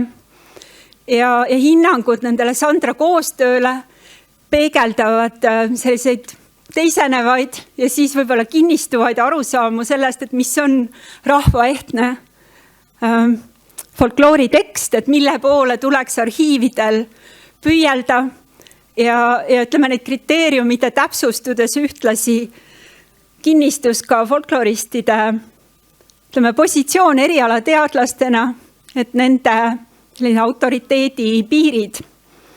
Ja ütleme, et kui 60. aastatel näiteks Ülo Tedre oli väga kriitiline Jaan Sandra üleskirjutuste suhtes, et ideaalis on see, et me kirjutame üles asju nii nagu sellisel kujul, nagu nad elasid rahvasuus ja et nii see peab ka jääma. Et siis on huvitav, et 2004. aastal andsid folkloristid välja kogumiku, mis just koondas neid jutte, kuhu Jaan Sandra oli midagi juurde pannud. Et need on nagu autentsed omal moel, et selles mõttes siin on see autentsuse käsituste teisenemine ja sellega omakorda on nagu kaasas käinud selle tunnistamine, et võib-olla nagu folkloristid ei olegi alati need, kes teavad kõige paremini ja võib-olla see on ka üks selline mõte või tähelepanek, mis võiks olla ka teistele väljadele ülekantav.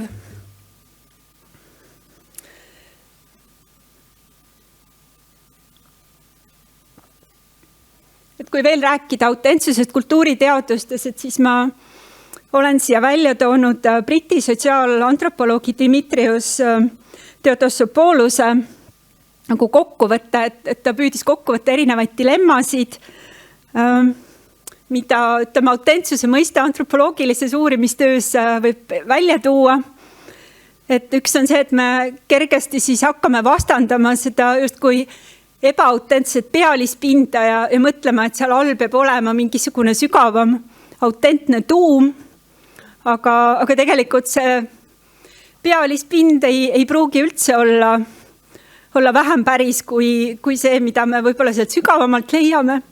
Et see võib-olla on selline eurotsentristlik läänelik mõte, et selle pinna ja nagu sügavuse vastandamine.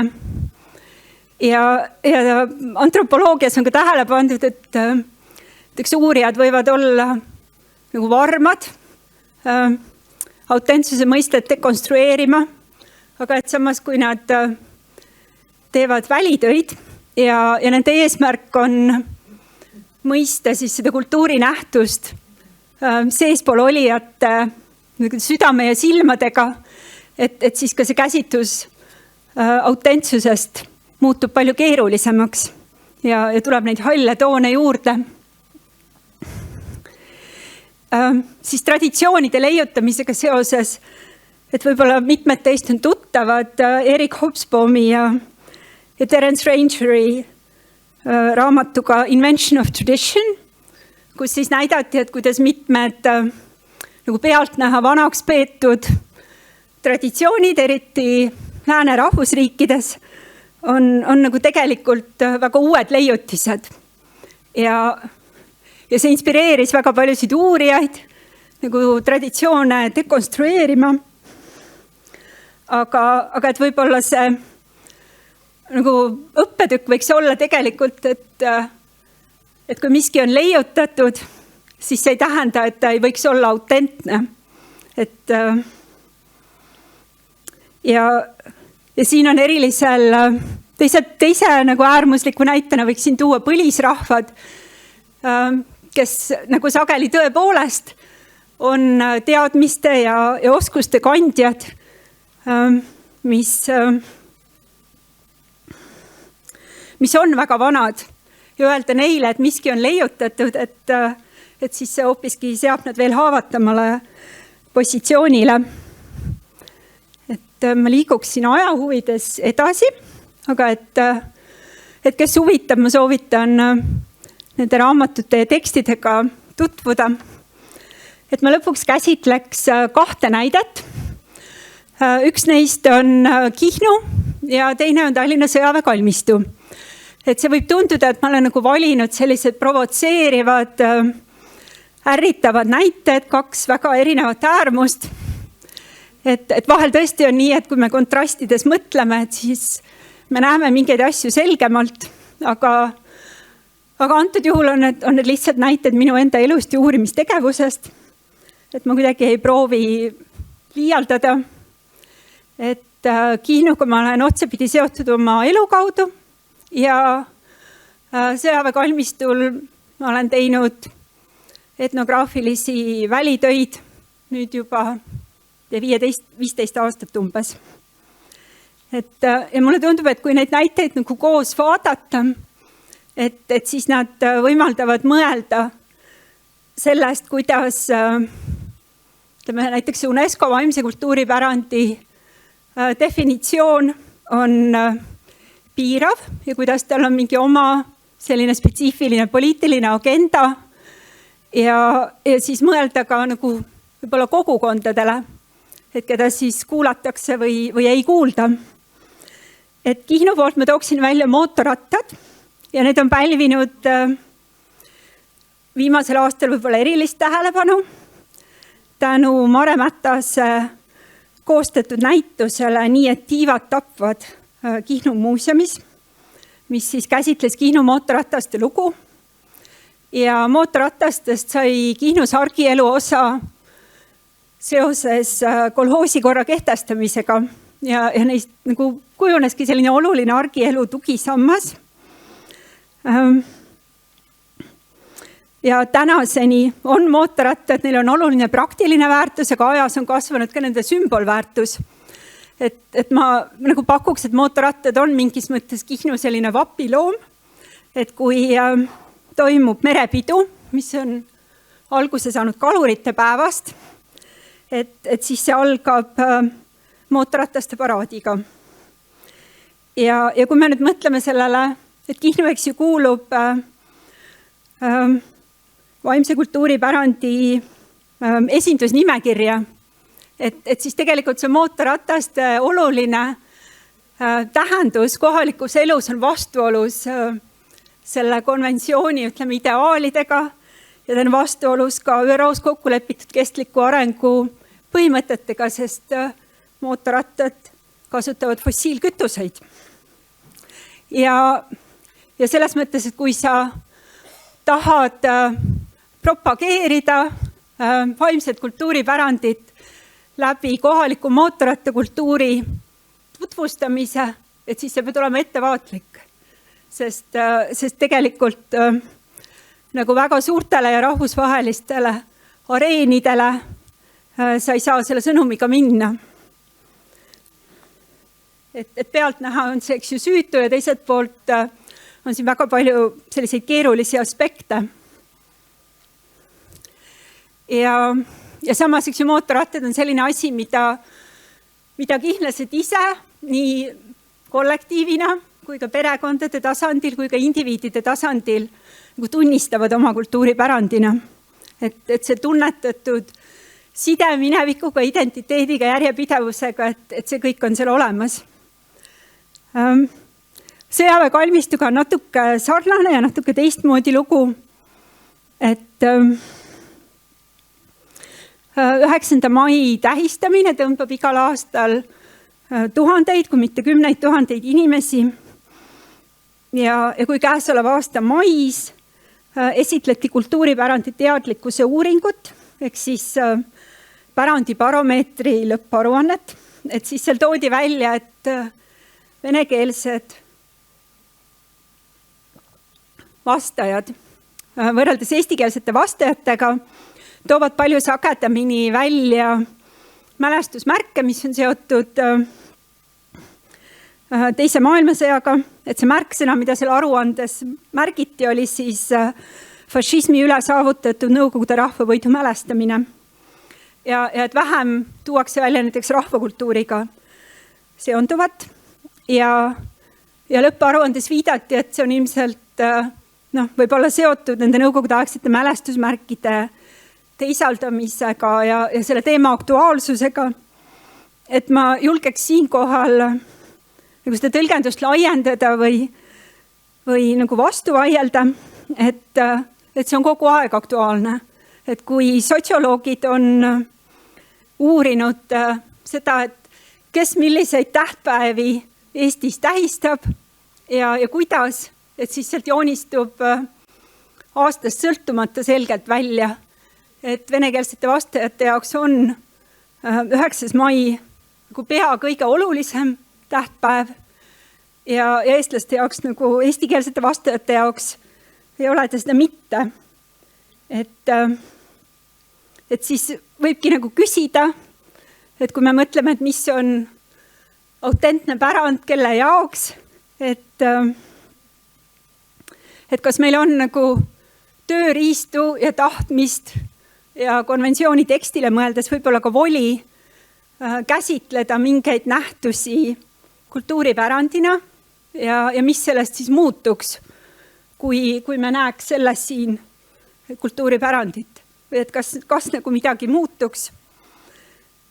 UNESCO raamistikus ei mahu, et ma olen rääkinud kolleegidega Rahvakultuuri Keskusest, kes on nagu öelnud, et nad on omavahel arutanud, et mis siis juhtub, kui peaks tulema keegi ja nagu pakkuma välja, et 9. mai tähistamise võiks kanda vaimse kultuuripärandi nimistusse.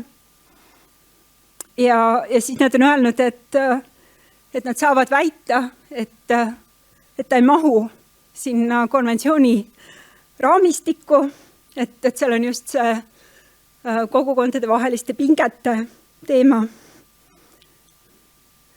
Aga et ma nagu julgustaks muuseumi töötajaid, et mitte mõtlema selles ühtpidi üsna kitsas vaimse kultuuripärandi konventsiooni raamistikus, vaid mõtlema nagu laiemalt ja julgemalt ja võib-olla eriti nagu mõtlema Eesti nagu sisemisest mitmesusest ja mitmekesisusest. Et siis me võib-olla ka näeme Eesti autentsust kuidagi teiste nurkade alt. Aitäh!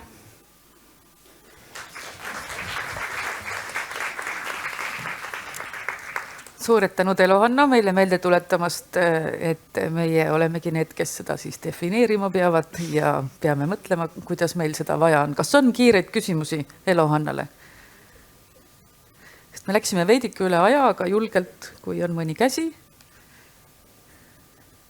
Aga Elo-Hanna igal juhul jääb meiega, ma nüüd ei näe, kas ei olnud ju kätt?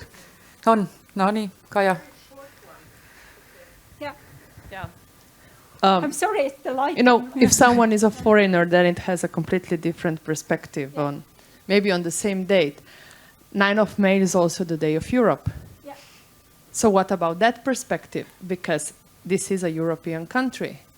So you look one date from completely different angles with different values, but still you are discussing terminologically on the calendar the same day.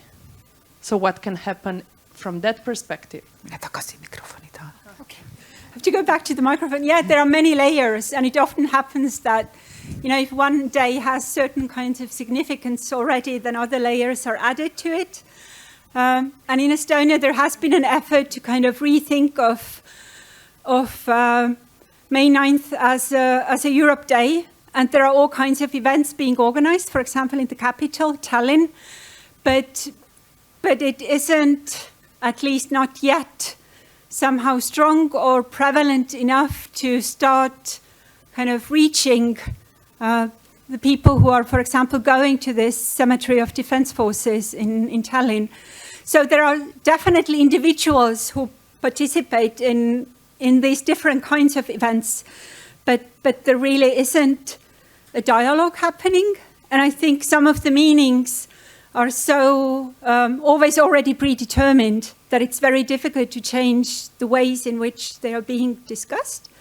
And in Estonia, the end of World War II overall, and I mean, people here in the audience can correct me if I get it wrong, but it's more linked to there's nothing positive about it, because it wasn't liberation, it was the start of another occupation. So in a way, there's also a question what could be gained from this Europe Day in some ways. Yeah, but it's a good question. And definitely, like, there's much more happening there. Thank you. Aga aitäh, Elo-Hanna. Jätame diskussiooni teile pärastiseks. Ja mul on hea meel tervitada lavale Dagmar Ringit, Eesti Vabaõhumuuseumi sisutegevuste ühendava osakonna maa-arhitektuuri ja kultuuripärandi valdkonna üksuse juht. Ei tulnud kindlasti päris nii, nagu on kirjas ametlikult töölepingus. Aga Dagmar on erialalt etnoloog ja on olnud koos heade kolleegidega, keda ta kindlasti ise meeles peab ettekandes kolhoosi korterimaja projektijuht ja kuraator, ja vaatame siis, kuidas nemad on mõtestanud seda, mis on autentsus selles kontekstis. Tere, aitäh. Jah, tõepoolest, ma ei ole siin saalis tegelikult üksi selle projekti eest vastutaja, vaid minu hea kolleeg Maret Tammjärv on ka, kes võib kõrval kommenteerida, mida ta samal ajal muidugi kui ma ettekannet teen ei saa teha, aga pärast küsimustele vastan edasi siis hea meelega. Maret, kus iganes sa oled, siis lehvita. Ja esimene pilt on hoopis selline väike taust. Et ühesõnaga käesoleva aasta jaanilaupäeval etendasime me elava meetodit kasutades kolhoosi korterelamu juures 1993. aastat. Nii nagu see võis tollel hetkel olla. Kala suitsetamine, šašlõkivann, makimuusika, peomeeleolus majaelanikud, kellel samal ajal kummitas kuklas mõte kolhooside lagunemisest ja töökohtade kaotamisest. Ja külastajatel oli äratundmist palju. Pildike kutsus esile nii siis selliseid rõõmsaid mälestusi kui ka kohati tekitas kurbust. Aga kõige enam jäi mulle meelde ühe külastaja tõdemus, et see, mida ta hetkel seal näeb, on reaalsem kui elu ise. Ma olin rollis, ma ei saanud küsida, mida ta selle ajal silmas pidas, aga see jäi mind kuidagi kummitama. Autentsuse küsimus Vabaõhumuuseumis on tegelikult olnud nagu kõikjal mujal väga pikka aega kõneainet tekitavas. ja samas nagu ka kõik varasemad ettekanded on maininud, on see autentsuse mõiste muutunud ning üha enam ka vabaõhumuuseumide seas räägitakse tänasel päeval usaldusväärsusest, mis siis ei vastandu nii rangelt nagu autentsusele vastatub sõna võlts, ehk siis usaldusväärsus on kuidagi pehmem. Ja vabaõhumuuseumide keskseks ekspositsiooni keskmes on meie kogud, mis on siis need museaalhooned, mis samal ajal on siis paraku lageda taeva all. Ja kui me räägime eksponaathoonete taaspüstitamisest ja restaureerimisest, siis Norra arhitektid ja museoloogid Knut Einar Larsen ja Lars Röde on autentsuse puhul siis eristanud 3 erinevat autentsuse aspekti. Esmalt materjali autentsus ehk siis säilinud ehitusmaterjali originaalosad. Teiseks protsessi autentsus ehk hoonetel kõik, mis on siis puudu või vajab muutumist, siis need osad asendatakse nii, et kasutatakse pärandtehnoloogiaid või ajaloolisi töövõtteid või ajaloolisi töövahendeid. Ja kolmandaks siis on visuaalne autentsus, mis tähendab siis seda, et asi näeb lõpuks ehtne välja. Ja nii vabaõhumuuseumides ka on, et kõiki selle 3 autentsuse aspektiga me kokku puutume. Ehk siis hoone reeglina restaureeritakse, mis on siis originaalhoone, kasutades ideaalis pärandtehnoloogiaid ja ajaloolisi töövahendeid või halvemal puhul nii, et kõrvalise pilgul ei ole näha, et siis on kasutatud kaasaegseid töövahendeid või täiustatud ehitusvõtteid. Ja mul slaidid millegipärast vahetuvad ise. Ja kui originaalhoonet, mille lugu väärib vahendamist, säilinud ei ole või on selle ületoomine teostamatu või kui hoone on muuseumis hävinud, siis tehakse vahel otsus ka koopia hoone kasuks. Aga see otsus kaalutakse alati väga hoolikalt läbi ning sel juhul lähtutakse hoone püstitamisel ülesmõõtmisjoonistest, pidades siis hoolega silmas eelkõige seda visuaalse autentsuse saavutamist. Aga siiski muuseumitöötaja on perfektsionist ja meie jaoks on alati olnud oluline esimene ehk siis see materiaalse autentsuse aspekt. Kolhoosi kortermaja, jõudes nüüd siis asja ettekande tuumani, on üks neist objektidest, mille puhul oli selge, et me vajame seda hoonet, et rääkida Eesti maaelu arengust ja argielust pärast teist maailmasõda. Aga selle ületoomine tundus esmapilgul võimatu. Et olid olemas küll selle laialt levinud tüüpprojekti arhitektuursed joonised ja ka aktsiaselts Silikat tootis endiselt sobivas mõõdus telliseid. Ehk siis koopia tegemine oleks olnud tegelikult lihtne, aga samas oli see valik, mis kohe museolooge ei rahuldanud. Ehk sai mindud ikkagi mõttes täispangale, ehk siis et soov tuua üle originaalhoone. Ja varasemalt sellist teisaldamise kogemust Eestis ei olnud ja nii oligi vaja välja töötada ka siis ületoomismetoodika. Ma ei usu, et me oleksime selleni jõudnud, kui Taani kolleegid Taani Vabaõhumuuseumis poleks seda sellist kivihoone plokkidena teisaldamist juba varasemalt edukalt ellu viinud. Nii siis nende nõuannetele põhinedes ja koostöötades siis Tallinna Tehnikaülikooliga töötasime välja meetodi, kuidas siis sellist silikat tellistest maja tükkideks saagida ja spetsiaalsete rakiste vahel siis ühest kohast teise transportida. Ja viimase hetkeni ei olnud me kindel, et kas siis see 1964 valminud ja tsementseguga kokku laotud maja 200 kilomeetri kaugust distantsi Valgamaalt Tallinnasse üle elab, aga elas. Kui aga tulla nüüd autentsuse küsimuse juurde, siis rääkides kolhoosimajast kui ehitisest ei saa me loomulikult väita, et hoone oleks materiaalselt 100% autentne. Küll aga ma julgen öelda, et see on nii autentne, kui selle hoone ületoomine ja eksponeerimiskõlbulikuks seadmine seda võimaldas. Ehk üle on toodud suurem osa maja välisseintest, akendest, ustest, trepp, arvukad pisidetailid. Ja vaatamata sellele, et tegu oli tüüpprojektiga, teostati koha peal ka detailsed ülesmõõtmisjoonised. Võeti kõigi ruumide värviproovid, joonistati ja pildistati üles. Vahepeal anutan, et see ekraan enam ei tööta. Ma ei tea, miks. Pildistati üles kõik seintel olnud rullmustrid, et need siis võimalikult täpselt taastada. Hoone kokkupanekul kasutasime kaasaegseid tehnoloogiaid, asendasime väikese osa seintest uute tellistega, lisasime hoone säilimist ja praktilisi vajadusi silmas pidades maasoojuskütte. Katusekattena kasutasime asbestivaba eterniiti ja ahjud ja pliidid said laotud siis vastavalt projekti joonistele, kasutades originaalseid pliidiraudu ja uksi. Mul slaidid teevad väga oma tööd, vabandan.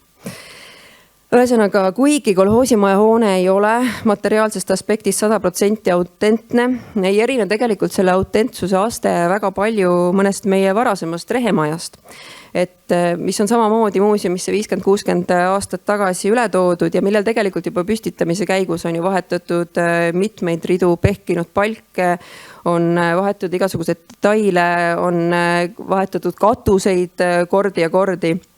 Kas sellepärast rehemaja väärtus on või kahaneb või on ta vähem autentne, et see jäägu teie otsustada. Ehk siis kõik tegelikult Vabaõhumuuseumi hooned on just nii autentsed kui Vabaõhumuuseumi eripära, lagedada katuse all ja tingimused seda siis võimaldavad. Kolhoosimaja puhul otsustasime, et me ei varja külastaja eest hoone ületoomisel tekkinud lõikeid ja haavu. Ehk siis eesmärk ei olnud meil saavutada niivõrd seda 100% materiaalset ja ka sealhulgas visuaalset autentsust, vaid pigem ausalt eristada siis kaasaegset osa ning ületoomise jälgi. Küll aga võtsime eesmärgiks olla, ma tõesti ei tea, mis see teeb, olla võimalikult ajastudruu sisetööde materjalide ja töövõtete osas. Ehk siis üleskutsetega kogusime kokku ajastukohased originaaltapeedid ja tapeetide alla makulatooriks sobivate aastakäikudega ajalehed. Põranda ja ukseliistud tehti hoones kasutusel olnud liistude profiili järgi ja rullmustrite jaoks tegid konservaatorid rullide koopiad. Seega kõiges, kus vähegi võimalik, võtsime aluseks siis hoone ülesmõõtmise käigus tehtud algandmed. Kui nüüd jõuda ekspositsioonini, siis kui klassikalistes muuseumides on tavapäraselt need staaresemed, või lõunalauas rääkisime, need esemed, mida pannakse siis sinna vitriini, mis tõusevad siis esile oma loo pärast, siis Vabaõhumuuseumide staariks on hooned, mis tõusevad esile tervikliku ekspositsioonina, ehk siis visuaalselt autentse keskkonna osana. Üksikesemed ei mängi niivõrd eraldiseisvana rolli, vaid need hakkavad elama suhtes siis teiste esemete ja ruumi kui tervikuga. Ehk oluline on hoone sisu ja see tunne, mis tekib. Hea Vabaõhumuuseumi ekspositsioon jätab külastajale mulje, et pere on äsja majast või korterist lahkunud ja ekspositsioon ei pea olema reaalsem kui elu, nagu ütles meie üks külastaja, vaid see peab olema elus. Siin mõned näited Euroopa kolleegidelt. Kolhoosimaja 4 korterisse ekspositsiooni planeerides me tahtsime olla ausad lähiminevikust kõneledes.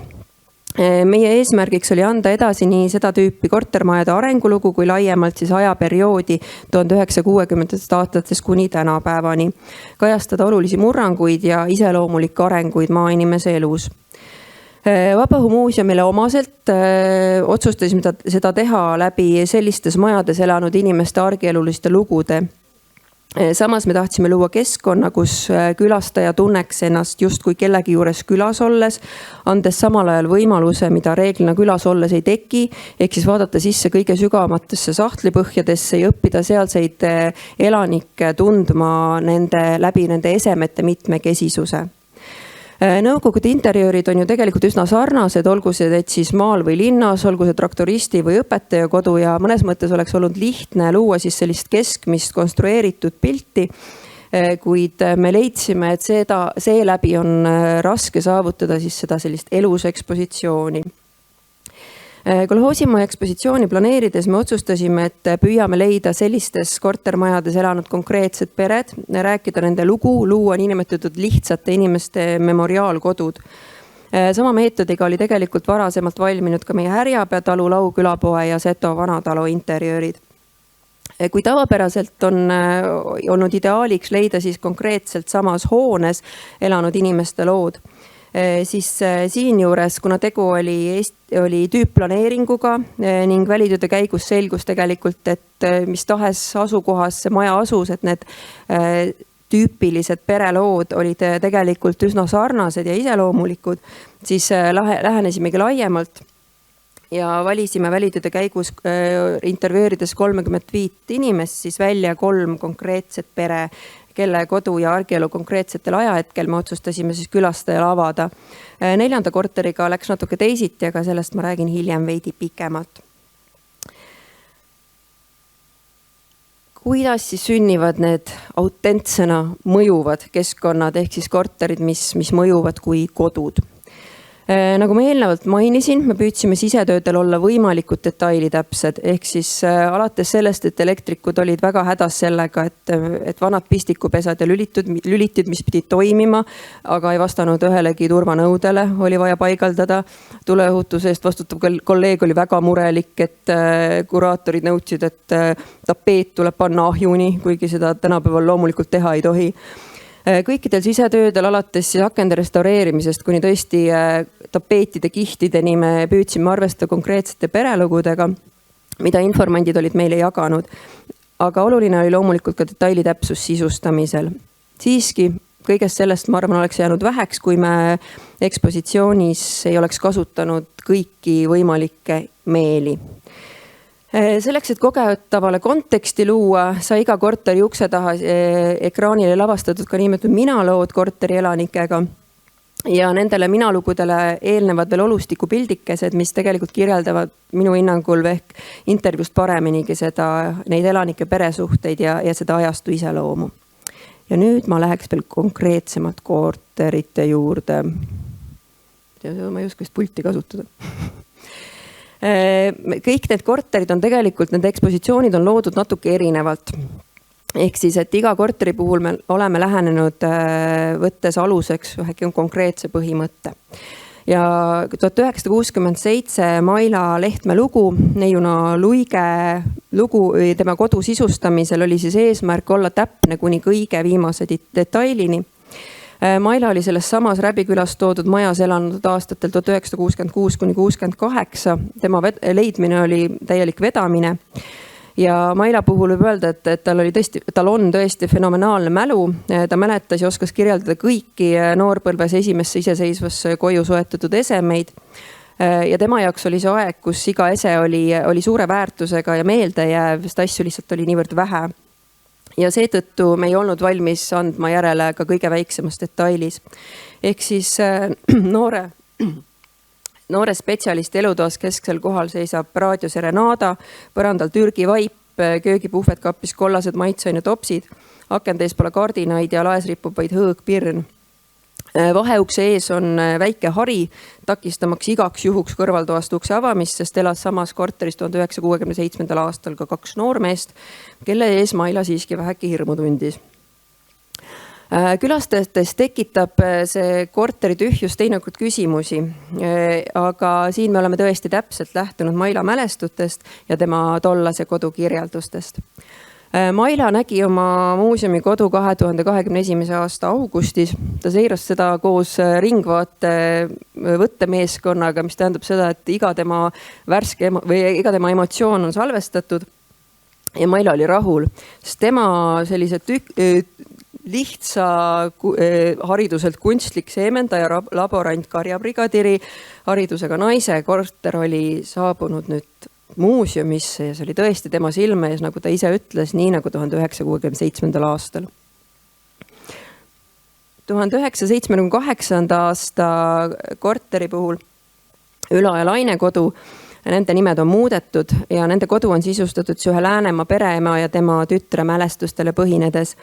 Tegemist on siis õpetaja ja mehaaniku edasipüüdliku perega ja kuna nemad olid elanud seal 1970. aasta korteris juba selleks ajaks 13 aastat, siis oleme võtnud selle korteri sisustamisel aluseks siis nende tubade planeeringu, mööbli paigutuse, mööbli kuid kappide sisustamisel lähtusime siis pigem üldisemast pereloost, pereliikmete ametitest, huvidest ja hobidest, laste vanustest ja põhimõttest, mida teab igaüks, kes on elanud rohkem kui 10 aastat siis ühes korteris või majas, et isegi perenaine ise ei mäleta, mis on tal kuskil laealuse kapi taga nurgas.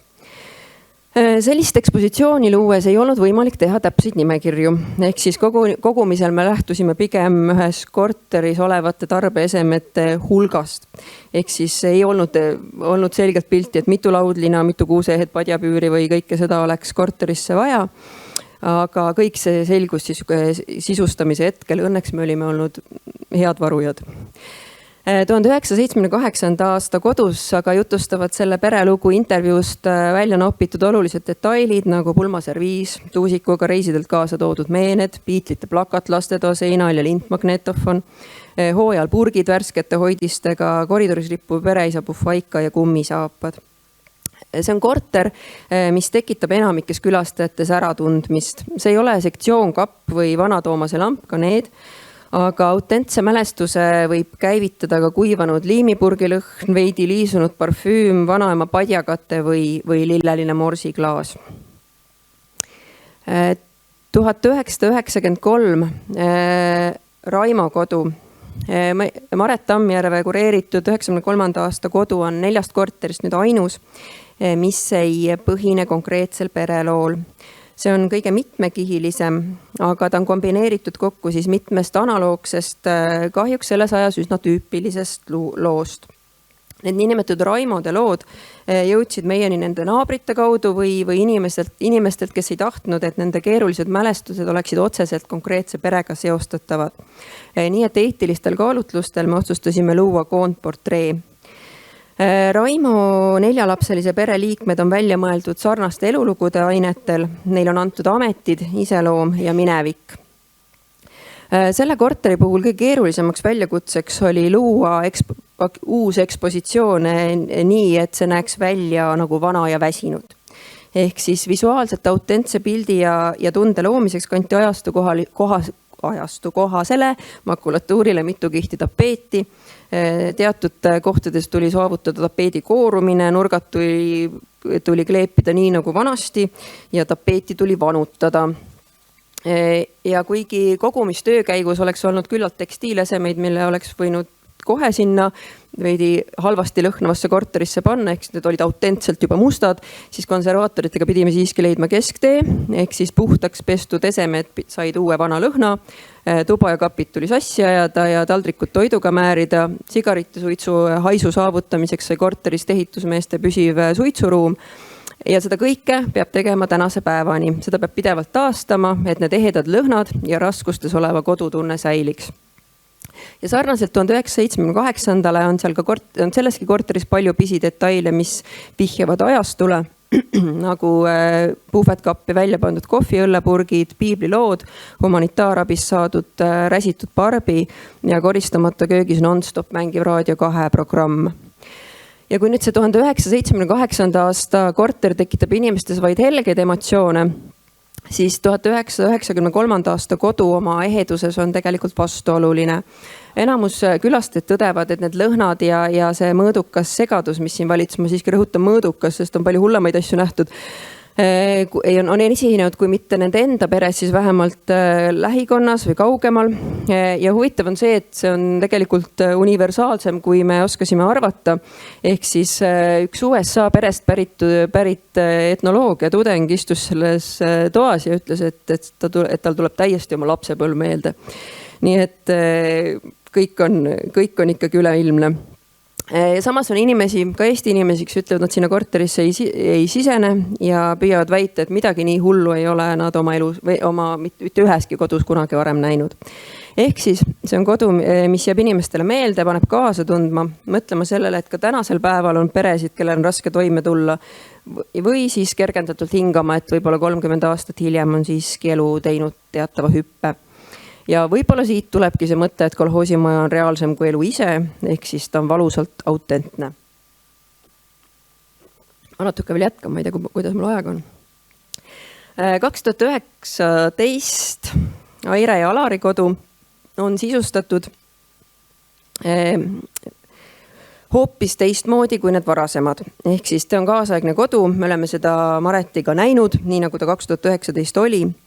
Ja Aire ja tema abikaasa Alar elavad tänase päevani siis seal Kirimäe külas, sellises kortermajast ümber ehitatud 2 pereelamus. Teine pool kuulub nende tütrele. Ja kuigi läänes on pretsedente tegelikult, et informandilt on ostetud ära terve kodusisustus ja eksponeeritud see tervikuna muuseumis, siis oma kodu armastava Aire puhul tundus see veidi vägivaldne lahendus ja lisaks sellele, olgem ausad, muuseumil ei oleks ka sellist ressurssi olnud. Nii et lähtusime Aire korteri puhul tema muudetud ruumiplaanist, remondis kasutatud võtetest, värvidest ja kaasasime ta nii, nagu ta ise seda nimetab, oma teise kodu sisustamisesse. Ehk siis ekspositsiooni soetatud esemed on kas täpselt samasugused nagu Airel 2019. aastal või siis tema maitsele vastavalt tema poolt internetist tellitud analoogid. Telerist tulevad 2019. aasta AK uudiste klipid annavad ülevaate ka hoone ületoomise protsessist.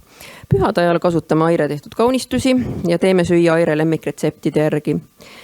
Ja kui selle korteri puhul me mõtlesime esialgu pigem inimeste inspireerimisele, siis tänaseks võib tõdeda, et lisaks sellele, et see kodu annab tõesti ka inimestele ideid, kuidas sellist vana kolhoosimaja võiks uuendada või ümber kujundada, siis tekitab see äratundmisrõõmu lastes, kes siis tunnevad selles ära oma kodu. Ühesõnaga, kui nüüd tervikuna vaadata kõiki seda kortereid või kõiki seda 4 korterit, siis võib öelda, et külastajaid jälgides tekitab kolhoosimaja ekspositsioon kõigile mingi emotsiooni, olenemata siis sellest vanusest, rahvusest või riigist. See on mingi äratundmisrõõm, mida siis loob see autentsena mõjuv keskkond. See tekitab, võiks öelda isegi kuuluvustunnet ja kutsub mälestusi jagama tegelikult ka täiesti võõraste inimestega. Ja kui nüüd see kõik kokku võtta, siis peab ütlema, et Vabaõhumuuseum on vahetu külastuskogemuse loomisel tegelikult nii mõnestki teisest muuseumist teatud määral eelisseisus. Juba sellepärast, et me oleme seda keset seda loodust ja siin on tõesti võimalik kaasata absoluutselt kõiki meeli, nägemist, haistmist, kuulmist, kompimist ja tegelikult ka maitsemeelt. Ja kolhoosimaja puhul me astusimegi veel sammukese kaugemale. Me tegime otsuse, et me ei taha korterite ekspositsiooni kuidagi piirata. See on võimalikult ligipääsetav ja avatud. See ei olnud otsus, mis sündis juba kohe alguses, vaid kuidagi töö käigus. Et korteris on küll üksikud suletud paigad nagu puhvetid, klaasitagused ja pleksiga kaetud WC-potid, ärge küsige. Kuid kuraatoritena me oleme tegelikult tehtud valiku üle ka 2,5 aastat hiljem rahul. Ehk siis me oleme teadlikud, et see tähendab koormust esemetele ja ühel hetkel oleme sunnitud neid välja vahetama, aga selle teadmise kaalub üles ikkagi see külastajate emotsionaalne tagasiside. Ehk sellist vahetut elamust ei kogeks külastaja ühegi nööri või klaasi tagant vaadates. Seda kõike toetavad veel 1970. aastate võtmes loodud õueala koos puukuuride, õlise garaaži, pesukuivatuspuude, aiamaa ja suitsuahjuga ja ka Vabaõhumuuseumile omased siis erinevad nädalalõpu tegevused ja üritused, pesupäevad, kalasuitsutamised, söögitegemised, mis siis omakorda täidavad seda maja tuttavate häälte ja lõhnadega. Ja kolhoosimaja puhul võiks veel sisse tuua sellise mõiste nagu meeleline või aistinguline autentsus, mis sünnib kõigi eelkõneldu koosmõjust. See on võimalik eelkõige lähimineviku käsitlemisel, millega külastajal on need vahetud kokkupuuted ja isiklikud mälestused. Kolhoosimaja elusõna hoidmine ei ole kerge töö, et see tähendab tõesti katkematut tööd ekspositsiooniga. Siin on olulised ehtsad tegevused ja lõhnad, hooajalised täiendused alates jõulukuuskedest toast või näärikuuskedest või mahlauritest köögis. Keeruline on ka tõesti, nagu ma mainisin, selle korra hoidmine kohatises korratuses. Aga see töö saab tegelikult kogu aeg, kuidas öelda, tasutud selliste väljaütlemistega, nagu oli see sama, et reaalsem kui elu ise või siis lõputute tänusõnadega külastajate poolt, kes veedavad majas tunde, tulevad korduvalt küll mitme põlvkonnaga kui sõpruskonnaga maja soppe uuesti avastama ja oma mälestusi taas elustama. Aitäh kuulamast!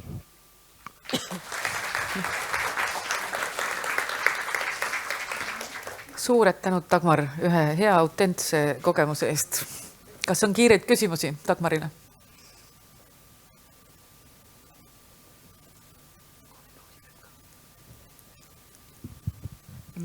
Küsiksin, et oli see väike lause, et on koormus esemetel, et kui palju siis seal majas on neid päris museaale ja kui palju on ükskõik siis abipedagoogiline või mis tahes kogu?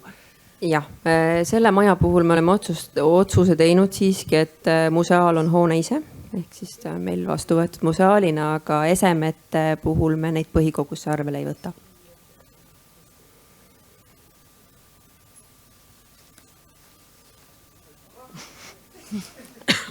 Ja kui ühel hetkel on neid vaja välja vajutada, siis ei ole see lugu ei lisandu esemele, et ta võiks saada museaaliks pärast seda elu seal muuseumimajas. Me oleme küll paralleelselt, mitte aktiivselt veel tegelenud, aga mõelnud selle peale, et me alustame ka nõukogude teemalise kogu loomisega paralleelselt. Aga see on huvitav mõte, et mõni nendest esemetest, mis on siis nagu osa muuseumi ajaloost, võiks siis saada kahetasandiliselt lausa museaaliks. Väga tore mõte. Aitäh.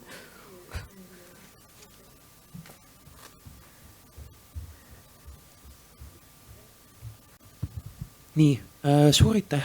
Omalt poolt võlus väga istingulise autentsuse mõiste ning kerkis siis ka siit edasi küsimus, et kas olete võib-olla ka mingi programmi juba valmis seadnud, kuidas seda istingulist autentsust hoida, sest et väga vahva ka istinguline autentsus säiliks ka, kui kõik siin viibijad on juba lahkunud näiteks.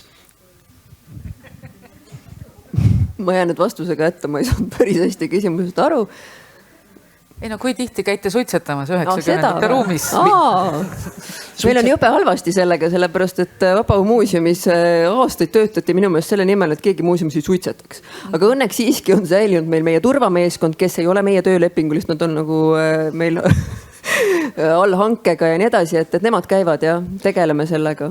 Mitte isegi see suitsetamine, aga ka muu see nii-öelda pisiesemeline ja ma ei tea, kas või see mida küpsetatakse, mida pannakse purkidesse. Ja see on meil täiesti pidev tegevus. Meil on selline asi nagu kolhoosiköök, mis on täiesti sertifitseeritud, nii et meil perenaistel on õigus muuseumis kasvatatavatest saadustest teha moose, konserve, kõike muud, mida me tohime ka täiesti ametlikult müüa. Nii et jah, me tegeleme sellega üsna igapäevaselt, nii et see ongi natuke sellise elusa maja hoidmine ja ilma seda teha ei saakski, sellepärast et paraku kas suitsu või mis iganes toidulõhnad, et need ikka kipuvad üsna kiiresti kaduma, eriti kui külastaja sisse välja voorib, nii et seda tuleb pidevalt teha jah. Hea meelega teha, mitte ei pea, aga meile meeldib seda teha. Suured tänud, Dagmar. Ma loodan,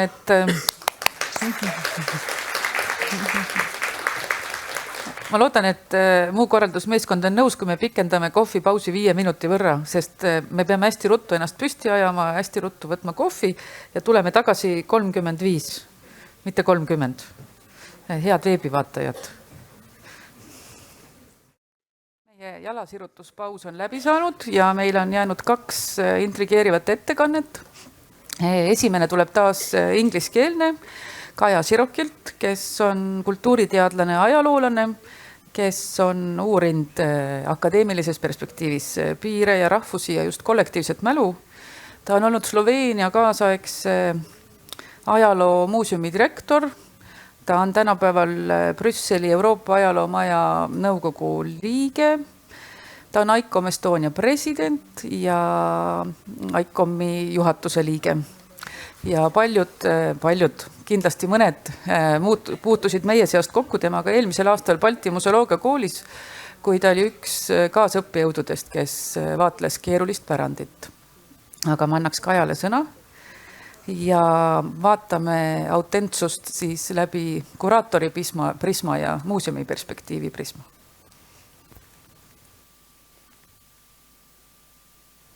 Hi. So there were no silly stuff, only the expertise. Okay.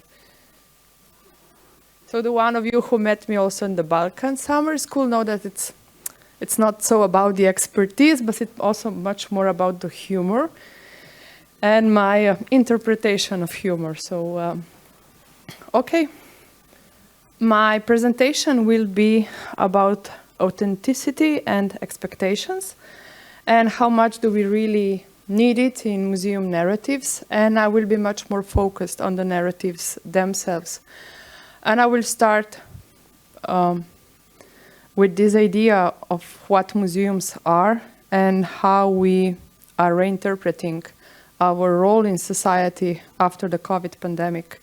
So we know that the museums are reliable sources of information, that they are trustworthy, and that this importance has grown even more from the pandemic till now. And that the community itself considers the museums to be the custodian of cultural heritage, of our national identity, of our collective memories, and of course of our national memory. I'm emphasizing the identity, the collective, and the national because it has a lot to do with authenticity. And I'm interested in how much it is the narratives that we are building as curators are reliable in the perspective of the values that we were raised up, and how much authenticity has to do with how we do our job, and how authentic does the museum need to be when dealing with difficult topics. So what are the roles of authenticity in our everyday tasks? And the one of you who were already on my lectures, this is how I'm always starting. Not just because I think that the museums are not neutral, it's because also I know for sure that all my lectures are not neutral, and everything what I'm saying and everything how I'm presenting, I'm always presenting from a personal point of view, from my values, from the books that I read, the people that I talked about, how I imagine the world around me. So it's about my personal values towards the values of the others. And I strongly believe that my work starts in the moment when I am willing to leave my comfort zone and I'm able to understand the others and how the others are thinking about the same objects. And my different or their own different understandings of the place around them. And it was already said and mentioned the invention of traditions. It's something that I'm really also discussing about together with the imagined communities, not because that would be the only 2 books that I read in my life, but it's because I really consider them every time when I'm working on topics of difficult heritage. So we start with this very nice and beautiful slide discussing what is trustworthy, and of course museums are trustworthy. We know for sure from many analyses that people in the period before COVID and even after discuss that if they really need to trust one institution, this should be museums and this should be libraries, because they are the guardians of first natural and then also cultural heritage. And also the new definition, and you probably all know about the new definition of ICOM, also draws attention to the values and responsibilities of museums. And we really emphasize their social importance today. So museums are reliable sources of historical information, and they give us access to and protect the creative expressions. And by preserving cultural and natural heritage, they form collections, and we associate knowledge to these collections. So this also forms the basis of wide range of learning and economical opportunities. And while we are discussing the topics of today, of course, we are discussing also the economical opportunities that the museums have, and the stories that we build also have economical opportunities. So in order to give much more expression to what authenticity is, I tried first to understand from my point of view. So the one who I travel a lot, I visit museums a lot, but you know, at the end of the day, when you come back from a trip, what is the first thing that you remember about that trip 10 years later? The buildings? The museums? No, it's the food. It's the food. I know for sure that for me it's the food. So the best restaurants. This kitchen, I don't know how many of you were in Prague, but I was quite impressed because their agricultural museum also had the kitchen inside. And one of the things that they were offering on the ICOM Prague meeting was also how to cook, to learn cooking the authentic Czech food. Any of you were in this? Okay, no one in this lesson. So basically, there is this part of authenticity that we connect to food. Because, you know, even if you are a migrant, the connection with the old world, the most strong one remains through food, through the recipes. So the first link for me would be what I eat and the emotions that I have in connection to our traditional food. But then here, there is the problem. Here you have the Slovene traditional food. And in between, there is also the so-called kranjska klobasa. It's a sausage. And I don't know how much you know, but we have a war with Austria about the Kreinerwurst, which is the kranjska klobasa. It's the same. Even the translation is the same. So is this authentically Slovene or is this authentically Austrian? At the end, it doesn't matter because what you really like and love is the taste. And this will also give then the memory of the authenticity of the food. But this is not a rare case of everything what is going on when we are discussing tradition and kitchen in the same time. You probably heard about the hummus or the kimchi or many other recipes that many countries in the world are really claiming to be their own invention. We also have another war with Croats about the wine. And we also have another war with Italians, but that's another story. So it depends who is on your neighbor and how much the country is in order to say what is traditional, original, authentic. And we were already discussing this authenticity about our own personal interpretations and how much time do we spend in Louvre before we are able to see the Mona Lisa. So my question is always, why do I have to queue to take a selfie? And the next question is, what do you do with all these selfies? Do you post them on Facebook? Do you show them to your, friends, kids, one day grandchildren? So why do we need to produce something in order to fulfill this wish that we were there?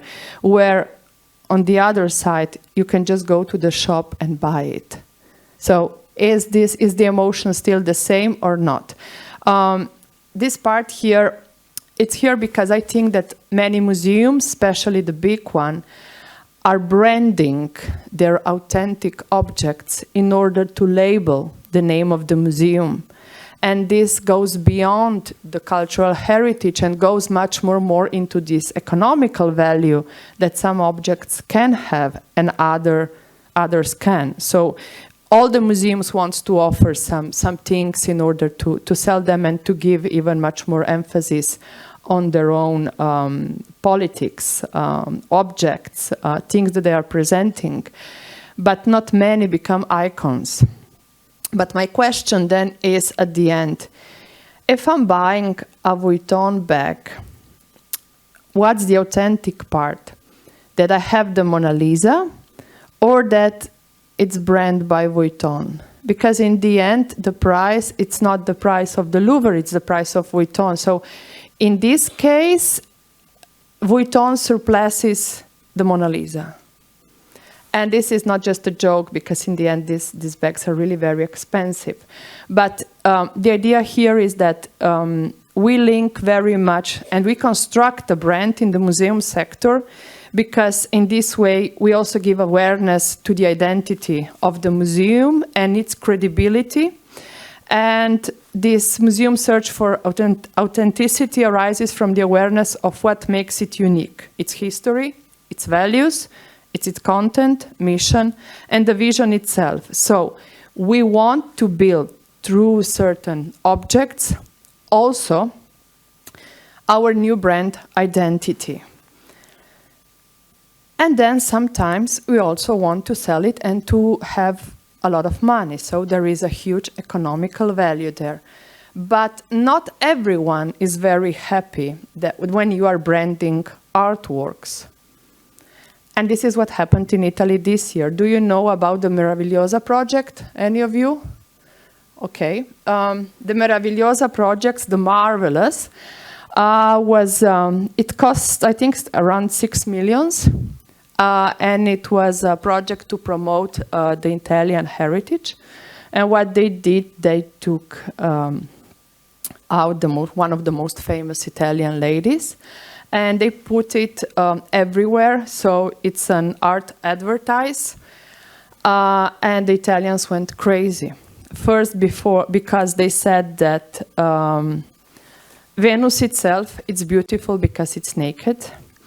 And you don't need to see her in all these fancy and expensive clothes. Especially, you don't need to see her taking selfies all around other Italian attractions. And after a while, this project was also banned because of the negative popularity. And the best part of it is also that the video that they produced about the beautiful Italian artworks and art itself was a part of it was made in Slovenia. And people realized it because they were drinking Slovene and not Italian wines. So just to say, branding sometimes or branding art can really be problematic. But we started to discuss authenticity in art. We already saw the Sixtine Chapel today. And so while discussing art in the same manner, of course, what are we searching for? We are searching for emotions. And these emotions are completely private. Okay, and sometimes via Facebook, they're not so private anymore because we really want to take pictures with these very important artworks. But why are we, as we already have heard today, so disappointed when we hear that some things that we really expect them to be originals are not originals anymore? There was this huge, I think, Leonardo da Vinci travel exhibition going all around Europe.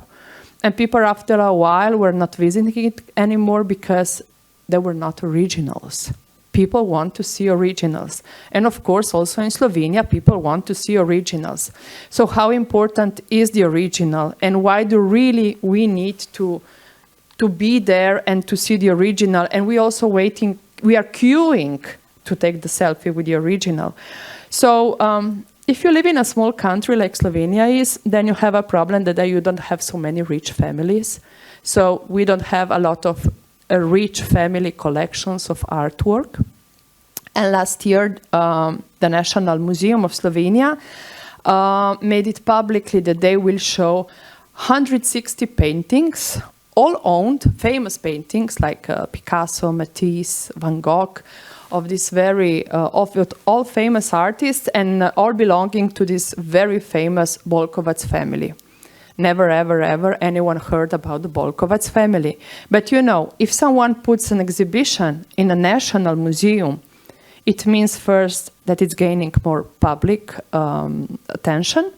After attention, and you know how the market goes, you can really sell it faster. It gives a kind of a certificate because you are showing authentic, original work to people. Except that sometimes these are not originals. And 24 hours before the exhibition was open, the show was cancelled because several art experts warned that, having seen the exhibition catalog, they believed that the works were mostly like fakes. So, what can happen when the biggest and the most important national museum is promoting and showing fakes? What would you do if it would happen here? So it was really, you know, we were on the main art newspapers all over the world, but not because of a good cause. It was because someone really believed that fakes can be exceptional artworks, never even considering to show it to art experts. So the director first insisted that he has seen the paintings and that they are really authentic and that they have the certificate. So the authenticity goes with the certificates. The originals needs to have something, a stamp. And he resigned later and admitting that he was too naive. But you know what's the best part? First, nothing happened. The police is still investigating after a year and nothing is happening. And the second problem, which has not to do a lot with today's topic, but with the museums all in all, it's about the management, who are becoming the directors of the main national institutions, who is appointing people that don't have any clue about what is an original and how should they do their own job, and they become the directors of the most important and prestigious national institutions. But this is probably for another annual meeting. But, you know, my question was here when I was discussing why were we so upset because these were not originals. Because the fact should be out of this that we want to see only originals and that museums should be all about originals. So the best museums with originals are also the one which are receiving awards. Is it true? No, it's not. And why? This is the case. You remember probably that in 2014, the Museum of Innocence received the EMEA Prize. You were already there? No. And for me, I mean, it was very impressive. The next year, and then 2 years, when we had the ICOM conference in Milan, he was also one of the guests of honor. But there are no originals in this museum. Why are we discussing it? It's because all the day we were discussing how important it is to have originals, sometimes. But the story of the museum, it's not about having originals. It's about being able to contact and touch people. So someone would say it should be the same with Hogwarts and Harry Potter because it's again a book. But if you have seen the museum itself, you are really very touched how the story is narrated, how it's presented, how Orhan Pamuk was for years, researching, investigating, and putting on this exhibition, who all in all can be called a fake, but it's not a fake. And together with the museum, he also wrote a modest museum manifesto. Any one of you visited the museum? Okay. So raise again your hands if you like it or not. See? Yeah, we love it. And I also love the manifesto because one of the things that he is also saying is that the Museum of the Future should present a more humanistic and personal experience of the past, or should be much more about the stories rather than authoritative histories of nations and empires. So all in all, do we always need to always have this urge to see the originals because we think that only originals can have a story, can emphasize certain emotions? This museum and many others can show you that this is not the story. One of the most important Slovenian open-air museums, it's a heritage site. It's called Franja Hospital. Franja Hospital was a secret World War II hospital in the western Slovenia. It was very much inside one gorge, so it was a very difficult access, and the Slovenian partisans opened it in December 1943 till the end of the war. They treated there wounded people who were soldiers on both sides. So they were partisans, they were allies, and they were also from the axis of powers. So all human beings were treated there and were taken care of. All through the Wehrmacht, so the Nazi army, in this occupied territory, launched several attempts to find the hospital. It was never discovered. And even today, this is a place of a very high emotional power, not just narrating the story of the Second World War, what should be the case after the war, especially in the Yugoslav period, but it's much more about humanity. It is a national site, a cultural monument of national significance, and it's also a candidate for the UNESCO Heritage Site from 2000. And it also received the label of the European Heritage Association. So this is a very important place, and it's visited yearly for children, schools, tourists, But in reality, there are no originals there. No part, it's authentic. First, it was completely destroyed in 2007 and rebuilt again in 2010, reopened, and this summer was again completely destroyed. And there is a huge debate right now in the country if we will rebuild it again. So if we really are going to spend millions and millions of money to put it again there. And yet again, there are no originals anymore because they were washed away in several decades because of the natural disasters happening in this area almost every year.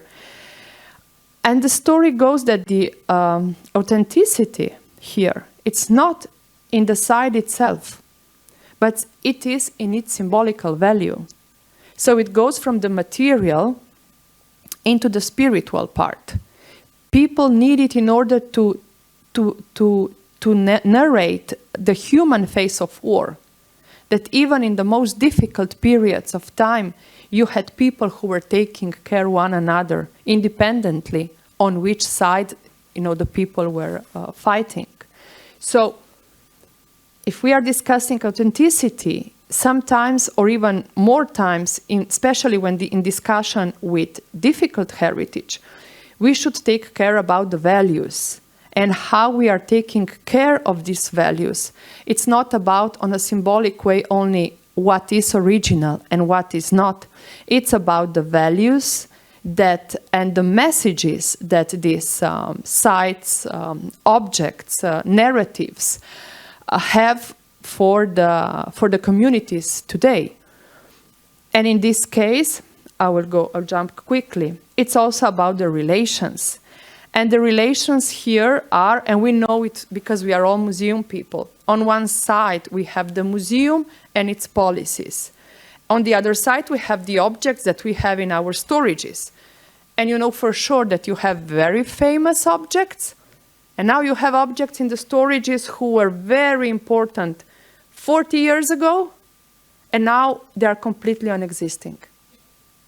They don't have a value anymore.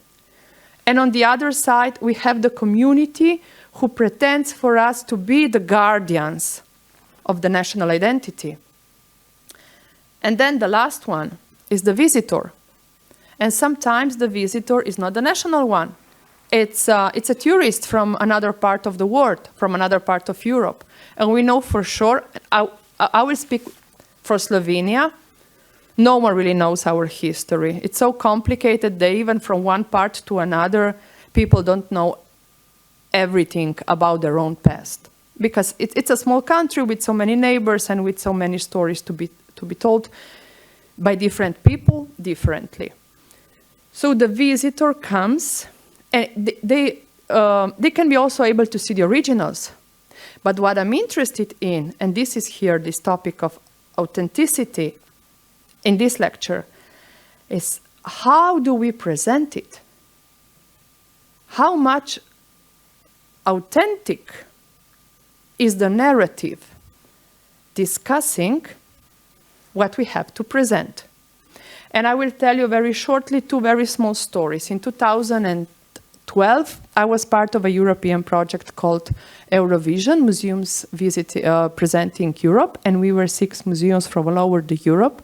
And the main partner was from Germany, and one of the partners was from Bulgaria. And we had the first meeting. We were discussing which important and authentic objects we were going to present in this huge 4-year, 4 million cost project.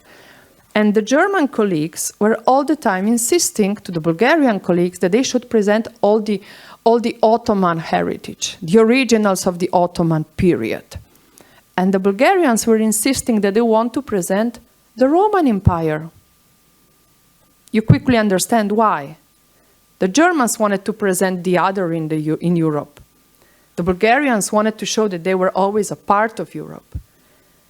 And that was, it collapsed at the end, and we were quarreling a lot. But it's about expectations, and it's about how we see and perceive what should be original, authentic from one neighbor to the other.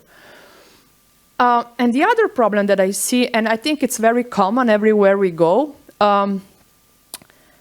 this is from Tirana, and I was in the National Museum, and they were explaining us, what they have, how, what's there, and then they were showing this rifle, and they were saying, this is, the object with whom Mussolini was killed. And I was like, yeah, you think so? And they were all, yeah, 100%. So this is the gun that shot Mussolini and Clara Petacci. And I was, okay, you wish it. That was my idea. But, we were already discussing it today. What is, at the end, an original? It's how do you know that it is an original? So the Albanians, they know 100% sure that this is really the gun that shot Mussolini. And there is no quarrel. And if that is a national narrative, who are we to say that this is not true? Tell me. How do we know that the objects that we have are really what we would like to tell about them? In many cases, almost I would say 90%, it is true. But in the last 10%, are we just forming narratives that people are expecting from us? And sometimes, people are much more diligent in something and others are less. But this brings me, before starting really to go deeper into the problem, what is the new museum definition? And you already know it. And for me, it was really very difficult. It's in Slovene. I really wanted for you to understand something in Slovene. But I know that you have your own definition, so you know exactly what's on. I had a lot of problems with as a historian dealing with troubled past, to really understand a part which is saying the enjoyment. There is a part discussing the enjoyment that people, when coming to museums, should enjoy. That was not the case of, for the museums where I was working, but, I think it's really very important to go deeper into what we are expecting from a museum and what are really the specific of each museum and the objects that we are showing. And of course, the narrative that we are building. And this is a very important narrative if you have been to the House of European History in the First World War part of the exhibition in this room. In the middle, in the center, there is the gun that started the First World War. You go there and you see the object and, okay, that's the main problem of all the problems of Europe. Because it is, that's the gun, that's the original. And of course, crazy as I am, I asked again, are you sure that this is the gun? How do you know it? And everyone said, it doesn't matter. It's nice for the narrative. It's nice for the narrative. And the narrative. The narrative, it's a crazy one. But if you go to Sarajevo, where this happened, and if you go, this is the main part. This is the Latin Bridge. You can hear me, yeah. And then when there is museum, that's the building when Franz Ferdinand was shot. But if you stay there for the whole day, and if you are able to understand all the narratives of the tourist guides coming here, you will learn that for each different group, national group, the interpretation is going to be completely different. We never learn the same narrative, and even for the same object, we have a completely different symbols and values, completely. And even when we were there, I was with an international group, we started to quarrel who started the war. Because from my perspective, I was in the Austro-Hungarian Empire, remember? You know, it's a very difficult topic because everyone attacked us. And it was the same in the second. But when we had the exhibition at the Museum of Contemporary History, where I was working on the same subject, the Serbs arrived and said, you are so crazy to emphasize the importance of the Kaiser because he started the war. And I was like, no, they didn't start the war. You know, it was a different story. But just to say, it depends on which side are you, how you are going to understand the different perspectives of what is true and what is not. And shortly, this is the main interpretation of or story of what authenticity for me is or not, or it's not.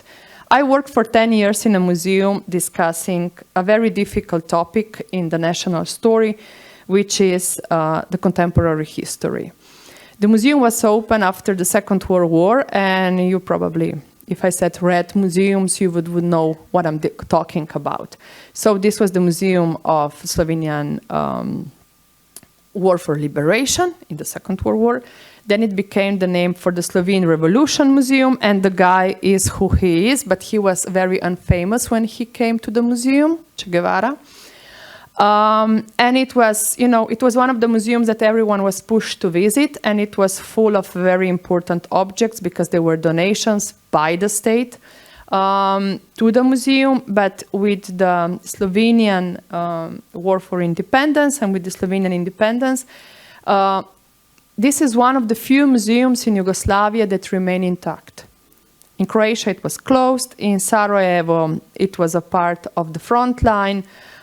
In Macedonia, they are neglecting it because they have a completely new museum telling a completely different narrative, not using even anymore the originals because they don't need them, because they made a completely different narrative made up of new objects that they paid artists to draw. So with the new figure, with the new museum, all the objects, originals, change their perspectives of how to narrate the history.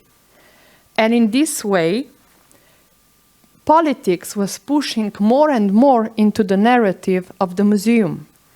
And instead of experts telling what happened and why this object was used or commemorate or something, the narrative was pushed more and more into the political area, saying that almost 80% of the objects in the museum became completely inexistent.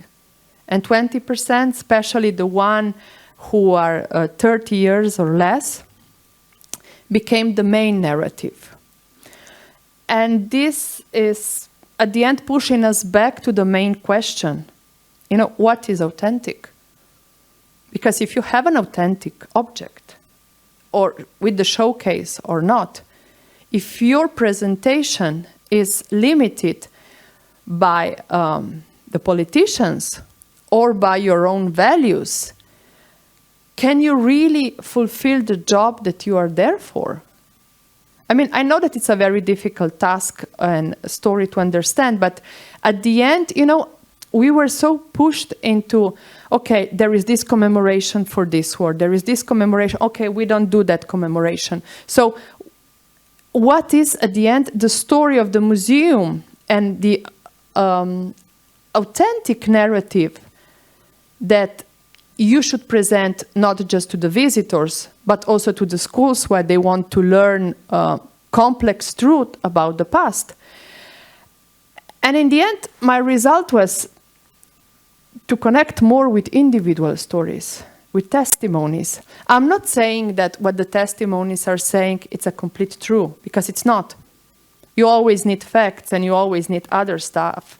But in the end, this is a way, and there is also the manifesto saying it, that there is a part of history which went in generation by generation in the family narratives.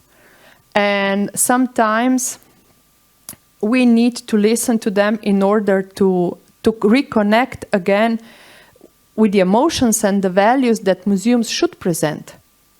So how to touch people, how to be much more connected, and to build a narrative which is consensual and can belong to everyone. And when I'm saying everyone, I'm also emphasizing that I would like to learn about other cultures, not from the perspective that we are bringing to their objects, but from the communities or spaces where these objects belong to. And I'm opening here, this void that everyone for decades was avoiding of restitution, and how we are dealing, with the problems of restitution today, especially in connection with what is original, what is authentic, and why do we still keep saying that European museums are taking much better care of these authentic objects better than the places where they belong to. And I'm very much saying that we need to engage much more in discussions. I have serious problems with subtitles at the exhibitions. I don't know for you, but for me, most of the subtitles are or too long, or too problematic, or more or less, especially when I'm discussing the 20th century, one-way centered. I think that it's our job before, building the subtitle to discuss it with the other members of the museum, or to discussing with a very small group of people who are like a case study group, if they understand it, how the others will understand it, how the foreigners will understand it. And be authentic in a way how you do your job, and know how the others are telling you to be. And to finish, because I'm really out of time, I think that we are in a period, and it goes on for decades, when we really must, do a very high reflection of our identity and of our mission, with respect to all the objects that we have, not just to the 80% that we need in order to build a suitable narrative. And that,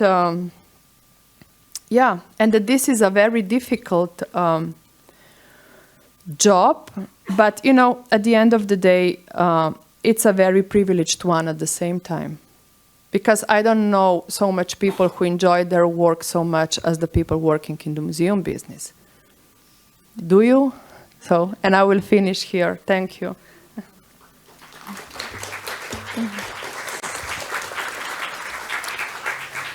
Thank you, Kaja. Don't go away.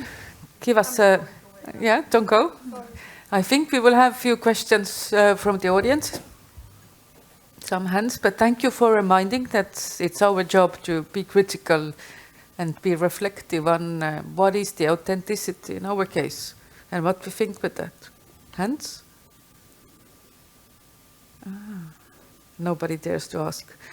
There was too many topics, but one thing what started to kind of be in my mind when I was listening to you, and I had so many good thoughts, but this Albanian Mussolini case and the House of European gun, they kind of put me to think a topic that we haven't discussed so much maybe today, or we have touched it a lot in maybe slightly. Yeah. But this kind of this wish, like how much the authenticity on your view, for example, is something that we need to kind of show our expertise, show our position. What would happen, for example, if House of European History was say that this gun is just a symbol of this war, for example, that this is the thing that really started it. But what would happen if there would be a small comment that maybe? But I would say that in the end, everyone knows that it is just the symbol. It's not the gun. I hope so. I mean, because I think it's really very difficult to really take and say, yeah, for sure, because I can see the prints of, the prints of Gavrilo Princip's fingers, and so I can say that it's true. Showing these very important symbols of national narratives, it's something that attracts people. And this is again the story that we are building in order to promote more people. In one way, it's very similar to the Hamlet Castle. I remember that many years ago, a very important German designer was telling me that in a museum in France, only for, I don't know, a week, they presented just the contract between Germany and France, which was signed, I don't know when, in order to gain some lands, and that people were queuing in order to see that declaration. And I was like, if that would be somewhere in between other parts of one exhibition, people would probably even not see it.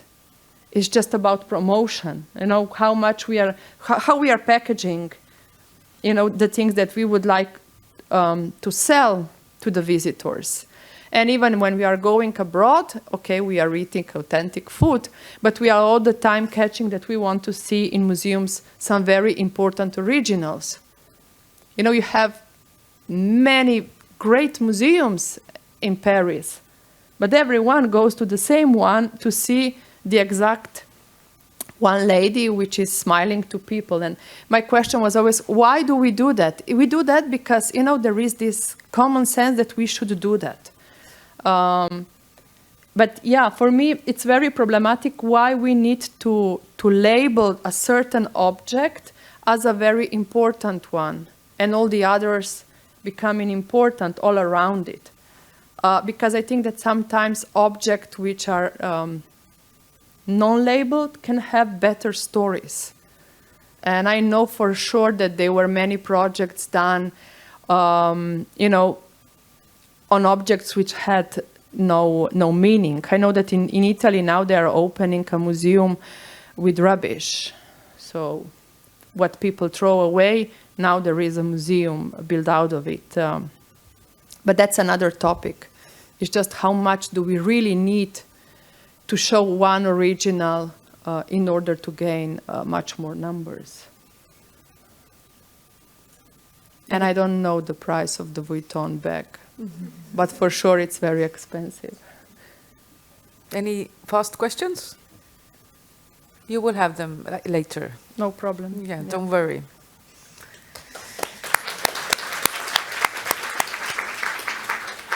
Ja mul on hea meel päeva viimane ettekanne sisse juhatada. Greta Koppel, kunstiteadlane, Eesti Kunstimuuseumi kuraator, kelle kureeritud on olnud Eestis ühed enam külastatavad näitused, nagu Mihkel Sittova te kindlasti mäletate, ja kaaskuraatorina Bosch ja Brügel oli ta omal ajal üks hea konserveerimise näitus ja Greta on võtnud endale sellise imelise rolli proovida siis ka kunstiteaduse ja kunstimuuseumite poole pealt siis vaadata seda, mis on autentsus. Ma arvan, et kindlasti julgust on andnud talle see, et ta on kaitsnud hiljuti doktoritöö, või mitte nüüd päris hiljuti, aga mina mäletan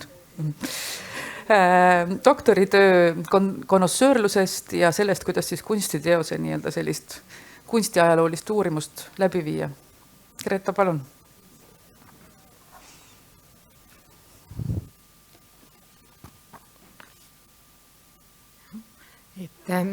Aitäh ja muidugi ma tänan kutse eest. Ja sissejuhatavalt ütlen ka kohe, et kui siin eelesinejad on paljud ikkagi tuginenud oma ettekandes laiapõhjalistele publiku uuringutele, siis minu ettekanne on pigem selline võib-olla enese võib-olla töö reflekteerimine.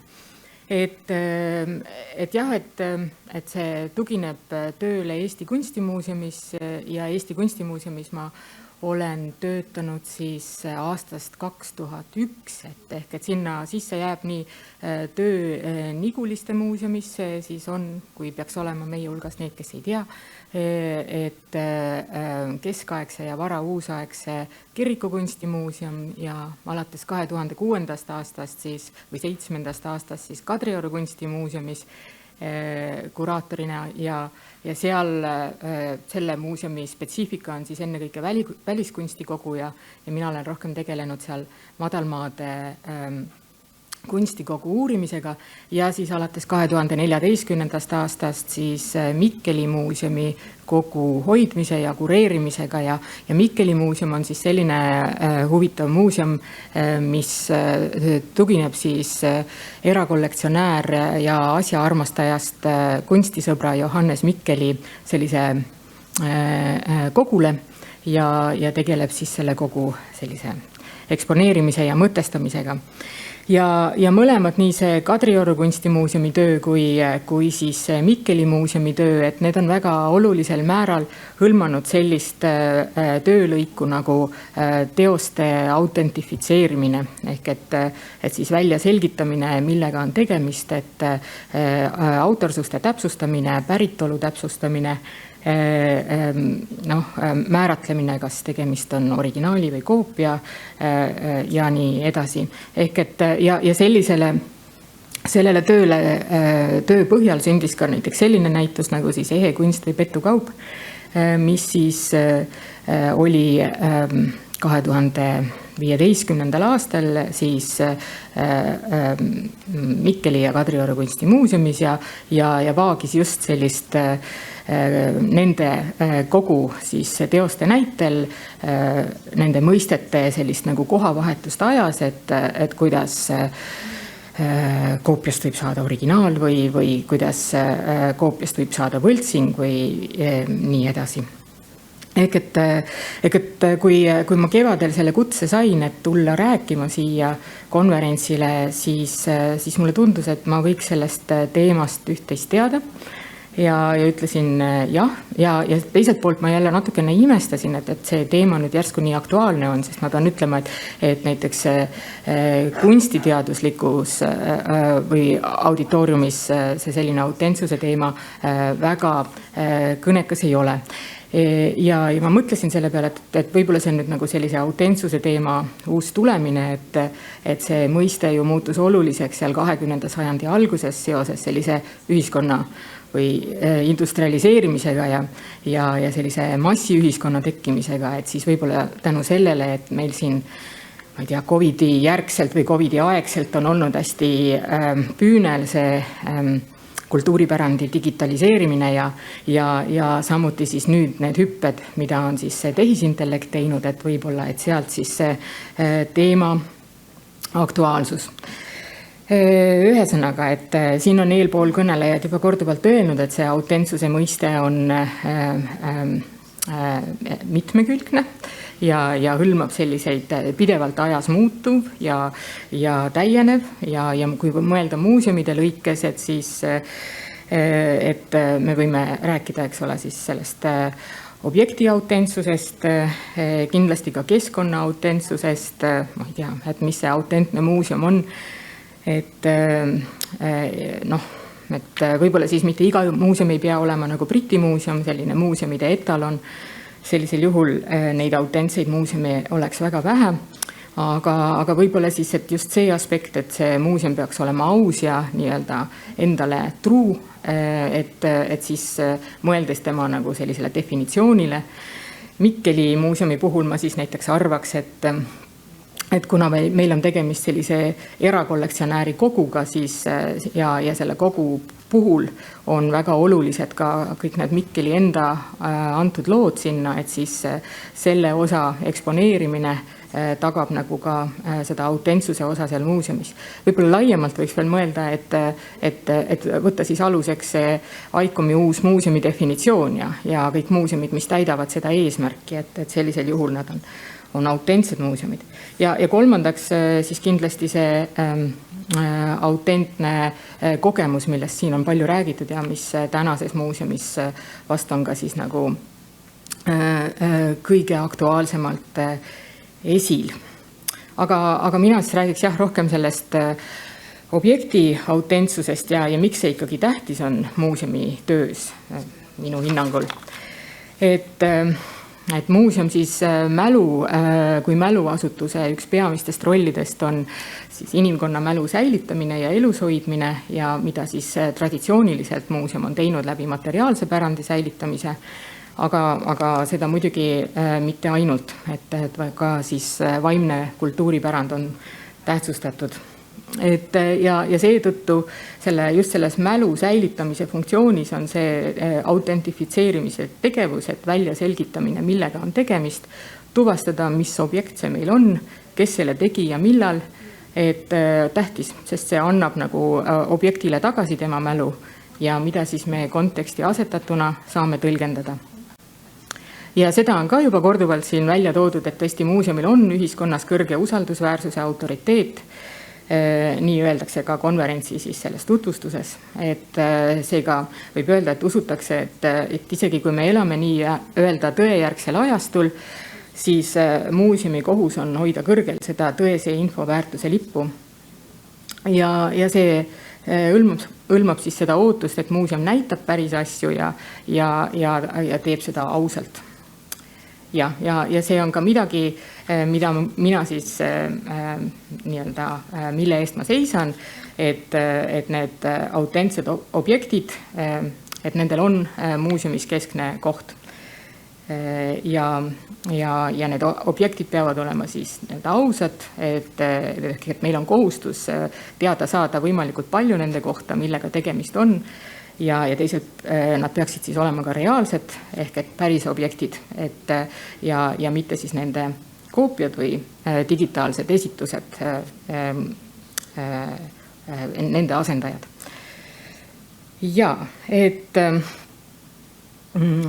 Et kunstimuuseumide puhul, mis ma arvan, et nagu ma aru sain, oligi see põhjus, miks mind siia kutsuti, et kunstimuuseumides on seda objekti autentsust eeskätt seostatud siis selle küsimusega, et kas tegemist on originaaliga või ei ole originaaliga ja jällegi, kui ma kuulasin neid ettekandeid siin, et siis tuleb tõdeda, et kunstimuuseumil on mingis mõttes selline outsideri roll, et ühelt poolt siis muuseumide hulgas võiks nii öelda, et on ta teistsugune ja mina võib-olla seda muuseumide genealoogiat nii hästi ei tunne, aga võib-olla see siis on tagasi ulatuv kuskile sinna reliigiate kambriteni ja selliste varakambriteni, et mis kuidagi sellist kunstimuuseumi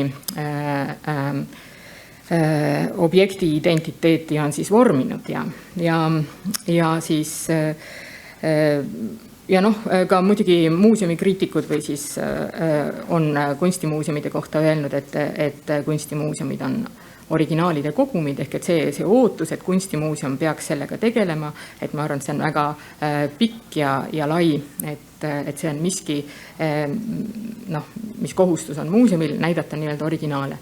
Aga muidugi selles mõttes tänane kunstimuuseum siiski tegeleb laiemalt kunstikultuuri tutvustamisega ja selles on ju nagu koopiatel ja originaalidel ja võltsingutel ka oma väga selge ja kõnekas koht. Et ka Kadrioru kunstimuuseum ja Mikkeli muuseumi ekspositsioonis võib leida nii ajaloolisi koopiaid, variante ja isegi teadlikke võltsinguid, ainult et see eesmärk on selline või kohustus muuseumil on siis selline, et me neid eksponeerime nendena, mis nad siis on, ehk et ütlemegi, et on koopiad ja on võltsingud.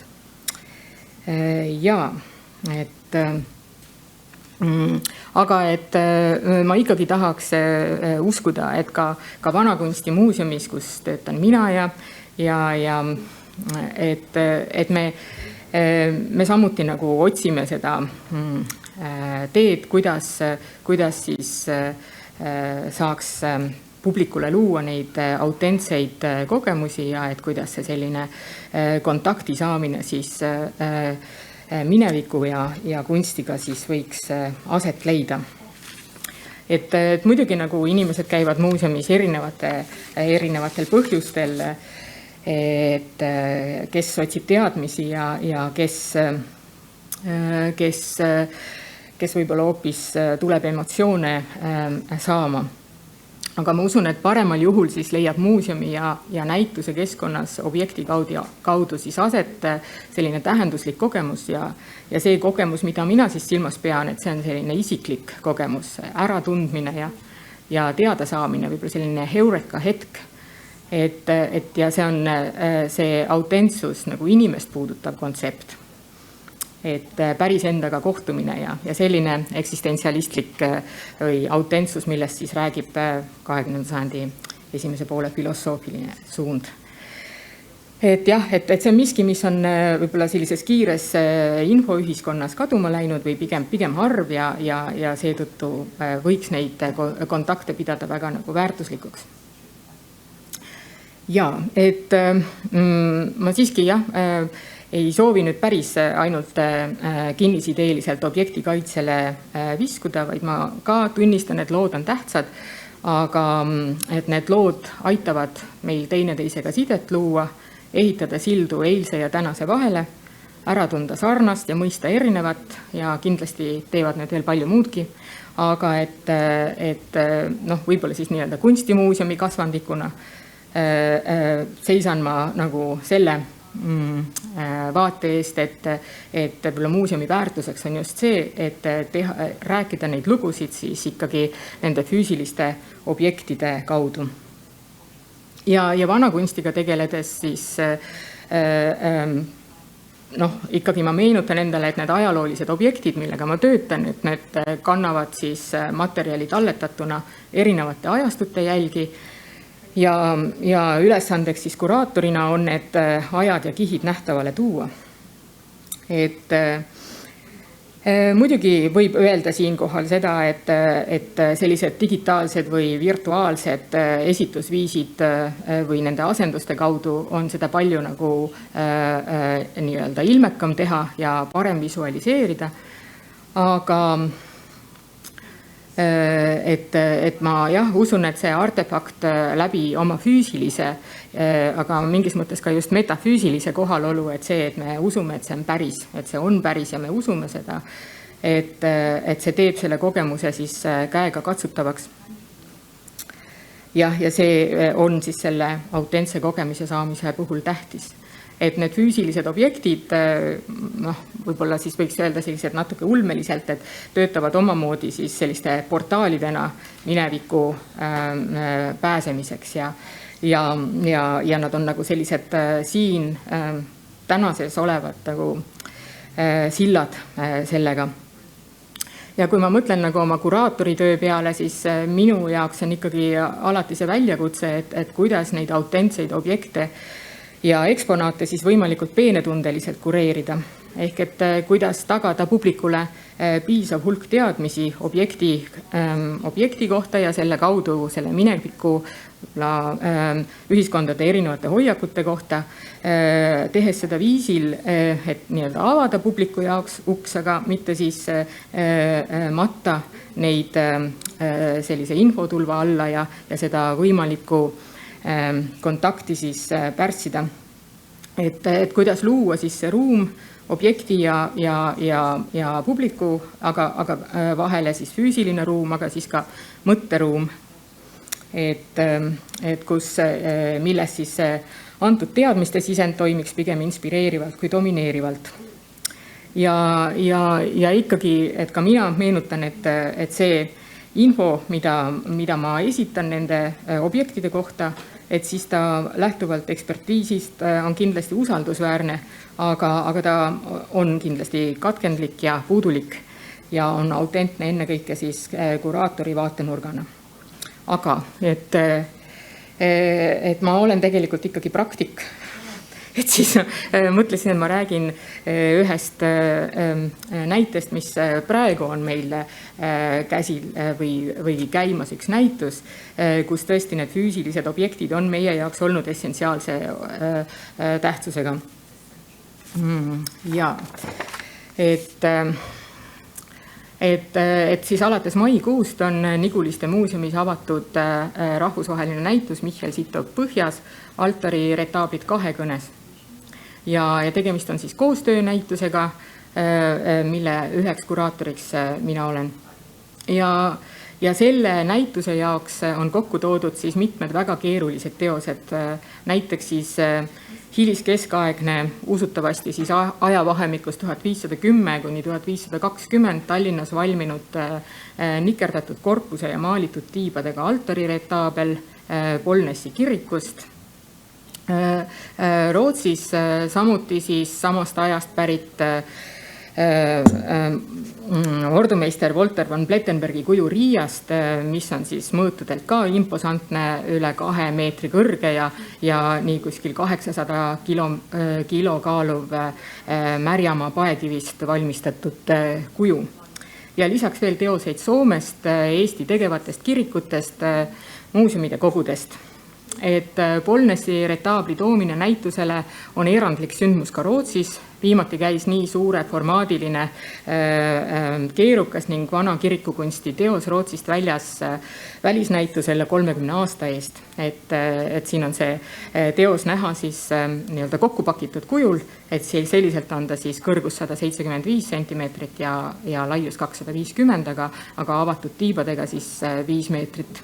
Ja et selle teose näitusele saamisele eelnesid läbirääkimised Rootsi kiriku esindajatega, Polnessi kirikuõpetaja, Uppsala piiskop, aga ka projekti ja läbiviidavate uuringute tutvustused kohalikule kogudusele ja omavalitsuse esindajatele, sest Rootsi kirik teatavasti on väga demokraatlik organisatsioon ja kogudusel on väga suur sõna ja kogukonnal siis öelda nende kohaliku kultuuripärandi osas. Ja edasi järgnesid siis läbirääkimised Rootsi muinsuskaitsega. Teos tuli Eestisse siis riikliku kindlustussüsteemi toel, et teos saaks teele asuda, alustati selle aklimatiseerimist ja reisiks ja näitusele ettevalmistamist juba kuu enne transpordi algust. Kohale jõudes tuli aklimatiseeruda siis ka uues keskkonnas. Ja veel, et see COVID-i pandeemia, mis vahepeal oli 2020-2021 ja mis lükkas edasi ka meie näituse toimumise aja ja sõda Ukrainas siis alates 2022 esitasid tegelikult väga suured väljakutsed näituse reaalsele teostumisele. Et kordi hõlpsam oleks olnud koostada teemast digitaalne või virtuaalne näitus, et seda enam, et objektide liigutamisel on ka arvestatav keskkonna jalajälg, millele täna ka ikkagi mõelda tuleb. Ja ikkagi oli see meie jaoks selle näituse õnnestumise nimel väga oluline, et näitusel oleksid ikkagi päris teosed. Et siis miks? Et esiteks see näitus on osa uurimisprojektist, mis uurib siis objektide võrdleva lähivaatluse kaudu nii objekte endid, nende vahelisi seoseid ning nende põhjal on võimalik luua ka laiemaid üldistusi kohaliku kunstitraditsiooni ja Tallinna kui hiliskeskaegse kunstikeskuse kohta, mida üksnes Tallinnas säilinud teoste fragmentide ja arhiivikajastuste põhjal pole võimalik teha. Ja teiseks ka siis, mis puudutab siis seda pealkirja Michel Sittow Põhjas, et siis see on selline esimene katse ka tõesti nii-öelda kinnitada Michel Sittowile siis nii Tallinnas olev kannatusaltari välistiibade maalid võrdluses siis Polnessi tiibadega, ehk et see hüpotees on olnud pikalt üleval, aga reaalselt sellist nii-öelda füüsilist võrdlust nende vahel ei ole olnud võimalik teha.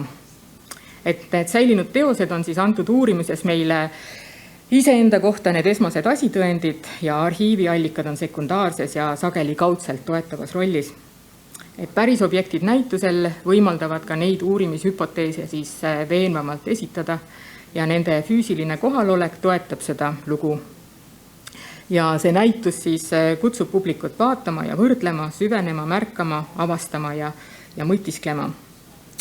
Et jah, et ma paari lausega peatun ka sellel teemal, et tõesti, et vanakunsti näituste ja uurimisprojektide puhul on saanud põhimõtteliselt standardiks, mis on publiku poolt nagu oodatud ja väga soojalt vastu võetud, selline konserveerimistööde avalik esitlemine või siis kunstiteoste tehniliste uuringute eksponeerimine ja visualiseerimine. Ja jällegi, kui räägitakse kunstiteostest, siis tihti tuuakse ikkagi põhjenduseks, et see, miks see publikule nii väga meeldib, on selles, et see võimaldab nii-öelda meistriteosele naha alla pugeda ja näha seda autori puudutust siis nagu päris algses faasis, ehk et see puudutab siis ennekõike siis neid uuringuid, mis teevad nähtavaks alusjoonistuse.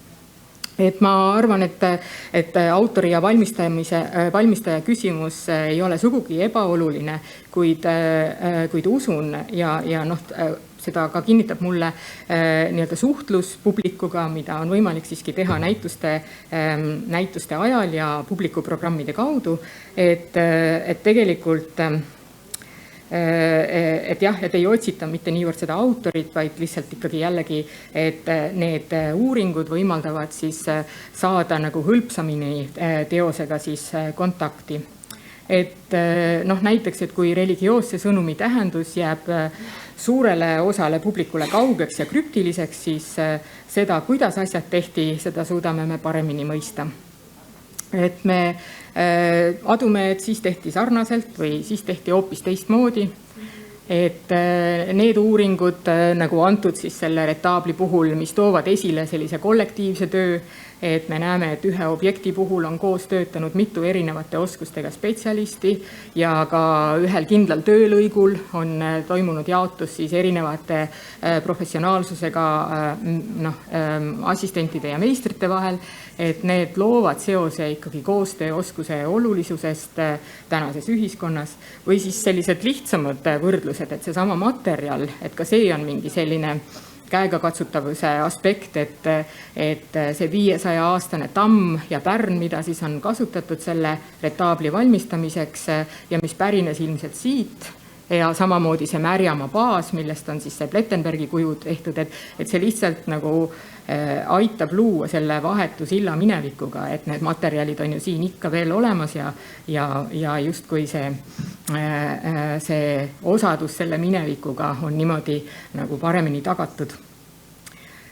Jah, et neid näiteid võib-olla siis võib veel tuua, aga ma siis lisaks ütleksin ka selle nagu muuseumi või näituse keskkonna osas, et see küll ei ole, eks ole, nii-öelda kitsalt võttes autentne keskkond, aga Niguliste näituses scenograafia, kus me näeme siis niimoodi üksteise järel kulgevat altariretablite rivi ja samuti siis keskkond, ehk et see hiliskeskaegne kirikukunst on eksponeeritud siis samal perioodil valminud kirikuruumis, et toetab seda autentset kogemust ja teoste algsest keskkonnast ja funktsioonist. Ehk et kokkuvõtvalt, et esindades selliste autentse materiaalse pärandi säilitamise ja eksponeerimise tähtsust rõhutavat positsiooni, leian ma, et see päris asjade säilitamine ja nende kaudu teadmiste ja kogemuste ja emotsioonide vahendamine, tänase ühiskonna jaoks relevantsuse väljatoomine on see, mis teeb muuseumist just nii erilised kohtumispaigad.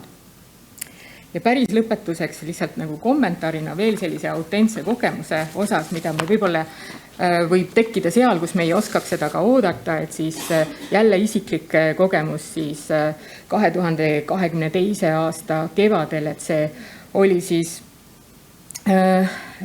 oli siis kuskil kuu pärast seda, kui agressiivne sõda Ukrainas oli kestnud. ja siis Mikkeli muuseumis püsiekspositsioonis, kus tõesti Mikkeli muuseumi külastus ei ole väga kõrge, et seal võib leida neid hetki, kus muuseumis ei olegi külastajaid, aga sel hetkel siis püsiekspositsioonis istus üks Ukraina naine ja siis ta ohkas ja ütles, et kui vaikne siin on. Ja uskuge, et see ei olnud etteheide sellise passiivse muuseumi kohta, et see vaikus oli midagi, mida tema reaalsuses väga vaja läks, mis teda sel hetkel aitas ja ravis. Et ma usun, et see oli ka autentne kogemus. Et jah, et tänan. Ja sellega ma lõpetan.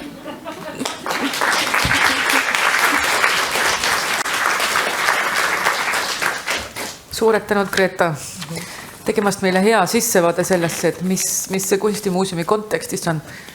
Viimane võimalus tõsta käsi tänasel päeval või võib-olla pärast korralduslikud teadanded, kui jagatakse midagi head, siis saate ka tõsta, aga ikkagi on praegu võimalus veel kätt tõsta diskussiooniks. Jätate mulle selle võimaluse, jah? Olgu, minul on küsimusi palju. Aga üks, mis ma kõige rohkem tegelikult tein mõtlema, et muidugi su esimene kõige intrigeerivam lause minu jaoks oli kohe see, et kunstimuuseumi kontekstis seda diskussiooni ei ole, mis kõlas kohe väga intrigeerivalt, sest täna just tundus, et kõik nagu päeva jooksul veidikene välistasid seda kunstimuuseumi. Et mis ta siis on, et kas ongi see nii-öelda teosele keskendumine nii keskne.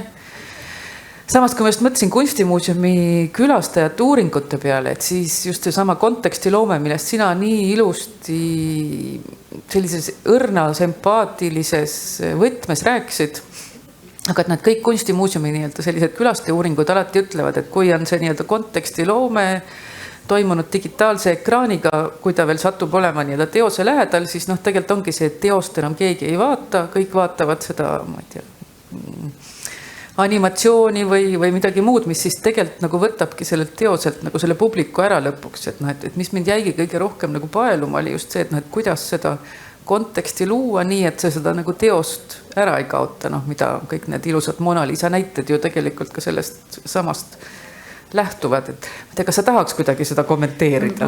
Siin on võib-olla nii mitu asja, et võib-olla mu sõna vääratas, võib-olla sa kuulsid valesti, aga mõtlesin, et seda sellest autentsuse teema, et see ei ole teemaks nagu selles suhtes nagu kunstiteaduslikus ringkonnas, või see on nagu suhteliselt mitte väga aktuaalne, aga kunstimuuseumide puhul, et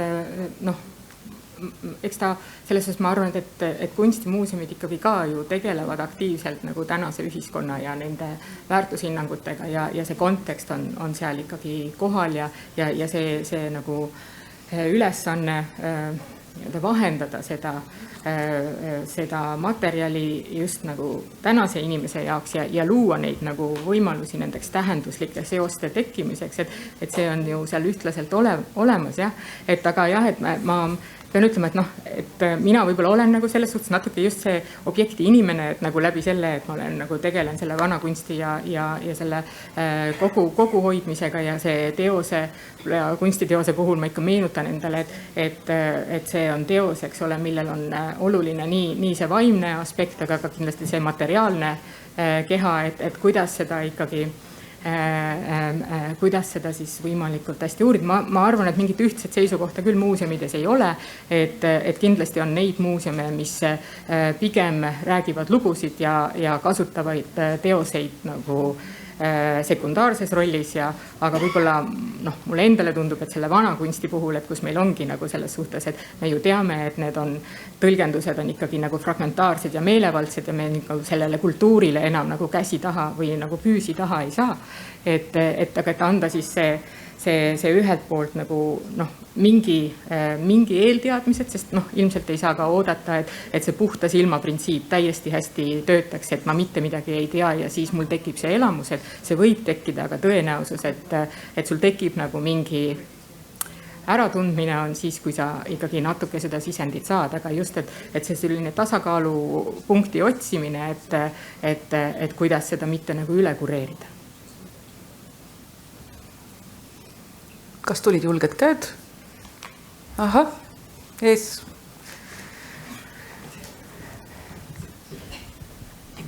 Thank you. And thank you, Greta. That was a brilliant presentation. Thank you so much.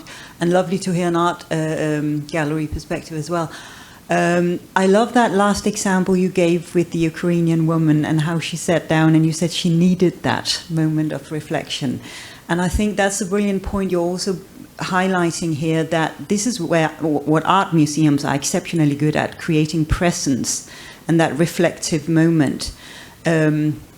There was a project not long ago in Denmark called Art on Prescriptions, where doctors could actually prescribe an art visit, a line of art museum visits as part of mental health and as part of de-stressing. And I was wondering, in this project particularly, if you had any thought of creating this sort of reflective moment in terms of art museums and how they go about that, because I feel art museums particularly are really, really good at that. Thank you. Yes, thank you. I'm not sure that I'm capable of replying your, competent enough to reply on your thoughts. I think this is definitely something that art museums can and should do, and I kind of cheer for us for that. This particular example which I brought it as a kind of twist or a joke, that sometimes it gives you the sense of authenticity unintentionally, that something that we consider as maybe generally as we regard passive museum as not a very good sign, but in this case sometimes this is very necessary. Like it can be the best thing that the person needed at the time. And so this was the kind of I think I wanted to make a point that we should appreciate the versatility and also the experience can come unexpectedly. Thank you.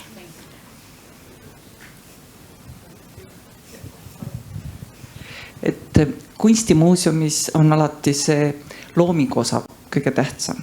Aga kui on kultuuriajaloo või selline väike kohamuuseum, siis sageli see kunstiteos võib-olla ei ole nii suure väärtusega, aga ta tuleb koos raamiga. Ja siis alati tekib see küsimus, et kui me räägime autentsusest, et kas see, kui üks külamees on ise teinud mingisuguse, ma ei tea, mitte sobiva raami sinna, koos selle teosega moodustab sellise autentse kooskõla või on see siiski nüüd selline asi, mis tuleb kiiresti eemaldada.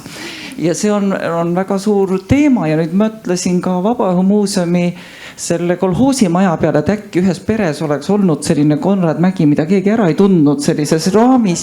Kuidas te selle oleks päris autentselt sinna keskkonda siis sellesse esimesse ruumi pannud? Et oli küll muidu tühi, aga üks Mägi, mida ta keegi võib-olla peres andis edasi. Et alati kerkivad sellised nagu teise vaatenurga autentsuse küsimused ka ja võib-olla vana töö puhul, kiriku ükskõik altartaabli või maali puhul on see raamil nagu ka teistsugune väärtus, kui me võtame mingi nõukogude aja kunsti, siis ei ole. Või kuidas te suhtute sellest? Et aitäh, et see raami teema, ma arvan, et nii ja naa, et iseenesest et algselt on raam kindlasti olnud teose lõppvormistuse osa.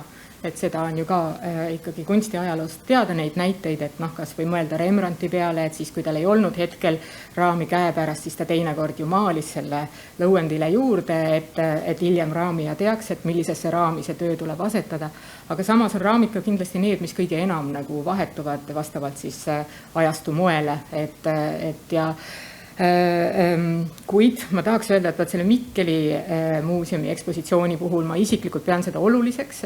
Pean ütlema, et me oleme selle vastu juba eksinud, et me oleme nagu mingid tööd ümber raaminud. Sellised, ütleme siis, staarobjektid, kui nendest on olnud juttu.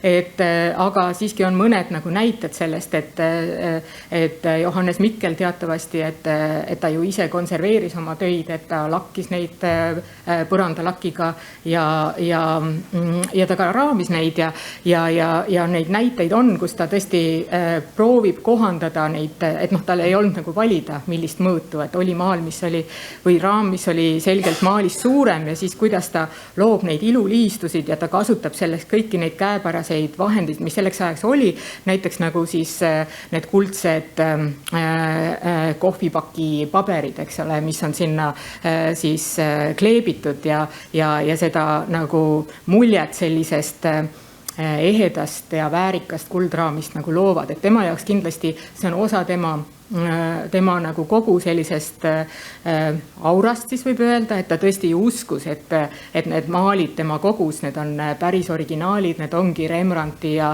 Rubensi ja tööd ja kogu see selline meistriteose maalile siis nagu sobilik raam tema silmis oli ikkagi selline uhke kuldraam. Et nii ja naa, et ma arvan, et selles mõttes, et meie muuseumis me ikkagi pigem oleme läinud seda teed, et me väärtustame neid ajaloolisi raame, kuid samas on ka, eks ole, näiteid, kus on võib-olla siis need teosed laenatud sellise kaasaegse kunsti näitustele, kus neil on tõesti väga suur probleem nende kuldsete raamidega, mis nende jaoks nagu ei oma mingit nagu tähtsust selle teose osas. Suured tänud teile kõigile ja Gretale veel üks aplaus.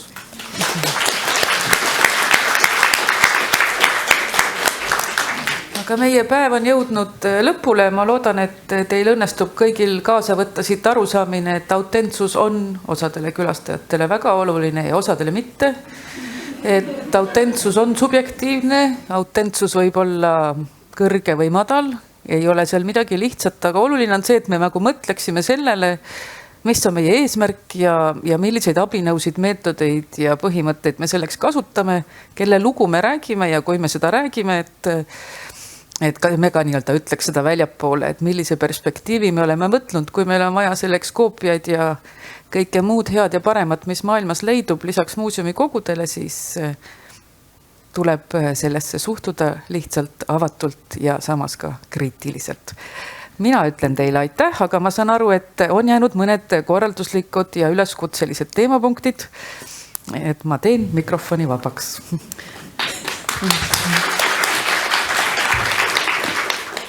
Aitäh, Agnes, suurepärane modereerimine, mõtleme, pidime teda selleks sundima. Olulised teadaanded, et ikkagi teaksite, kuhu tulla. Kell 7 Rakvere linnuses, igaüks siis tipa-tapa saab hotellist jalutada. Kell 19.15 on ekskursioon, 19.50 peab Viljar kõnet ja pärast seda saab ilmselt süüa. Ja homme, lihtsalt kui peomeeleolus pole mahti öelda, et siis start on kell 10 ja ta on siis Adolfi ja Laia tänava nurgalt keskväljaku kõrvalt parklast. Punkt kell 10 siis bussid stardivad Palmise poole. Minu poolt kõik. Mariann? Ma ei näe mitte midagi. Kas Mariann tahtis? Kuram küll, palun vabad. Marialil on nüüd lubatud reklaamiminutit, palun.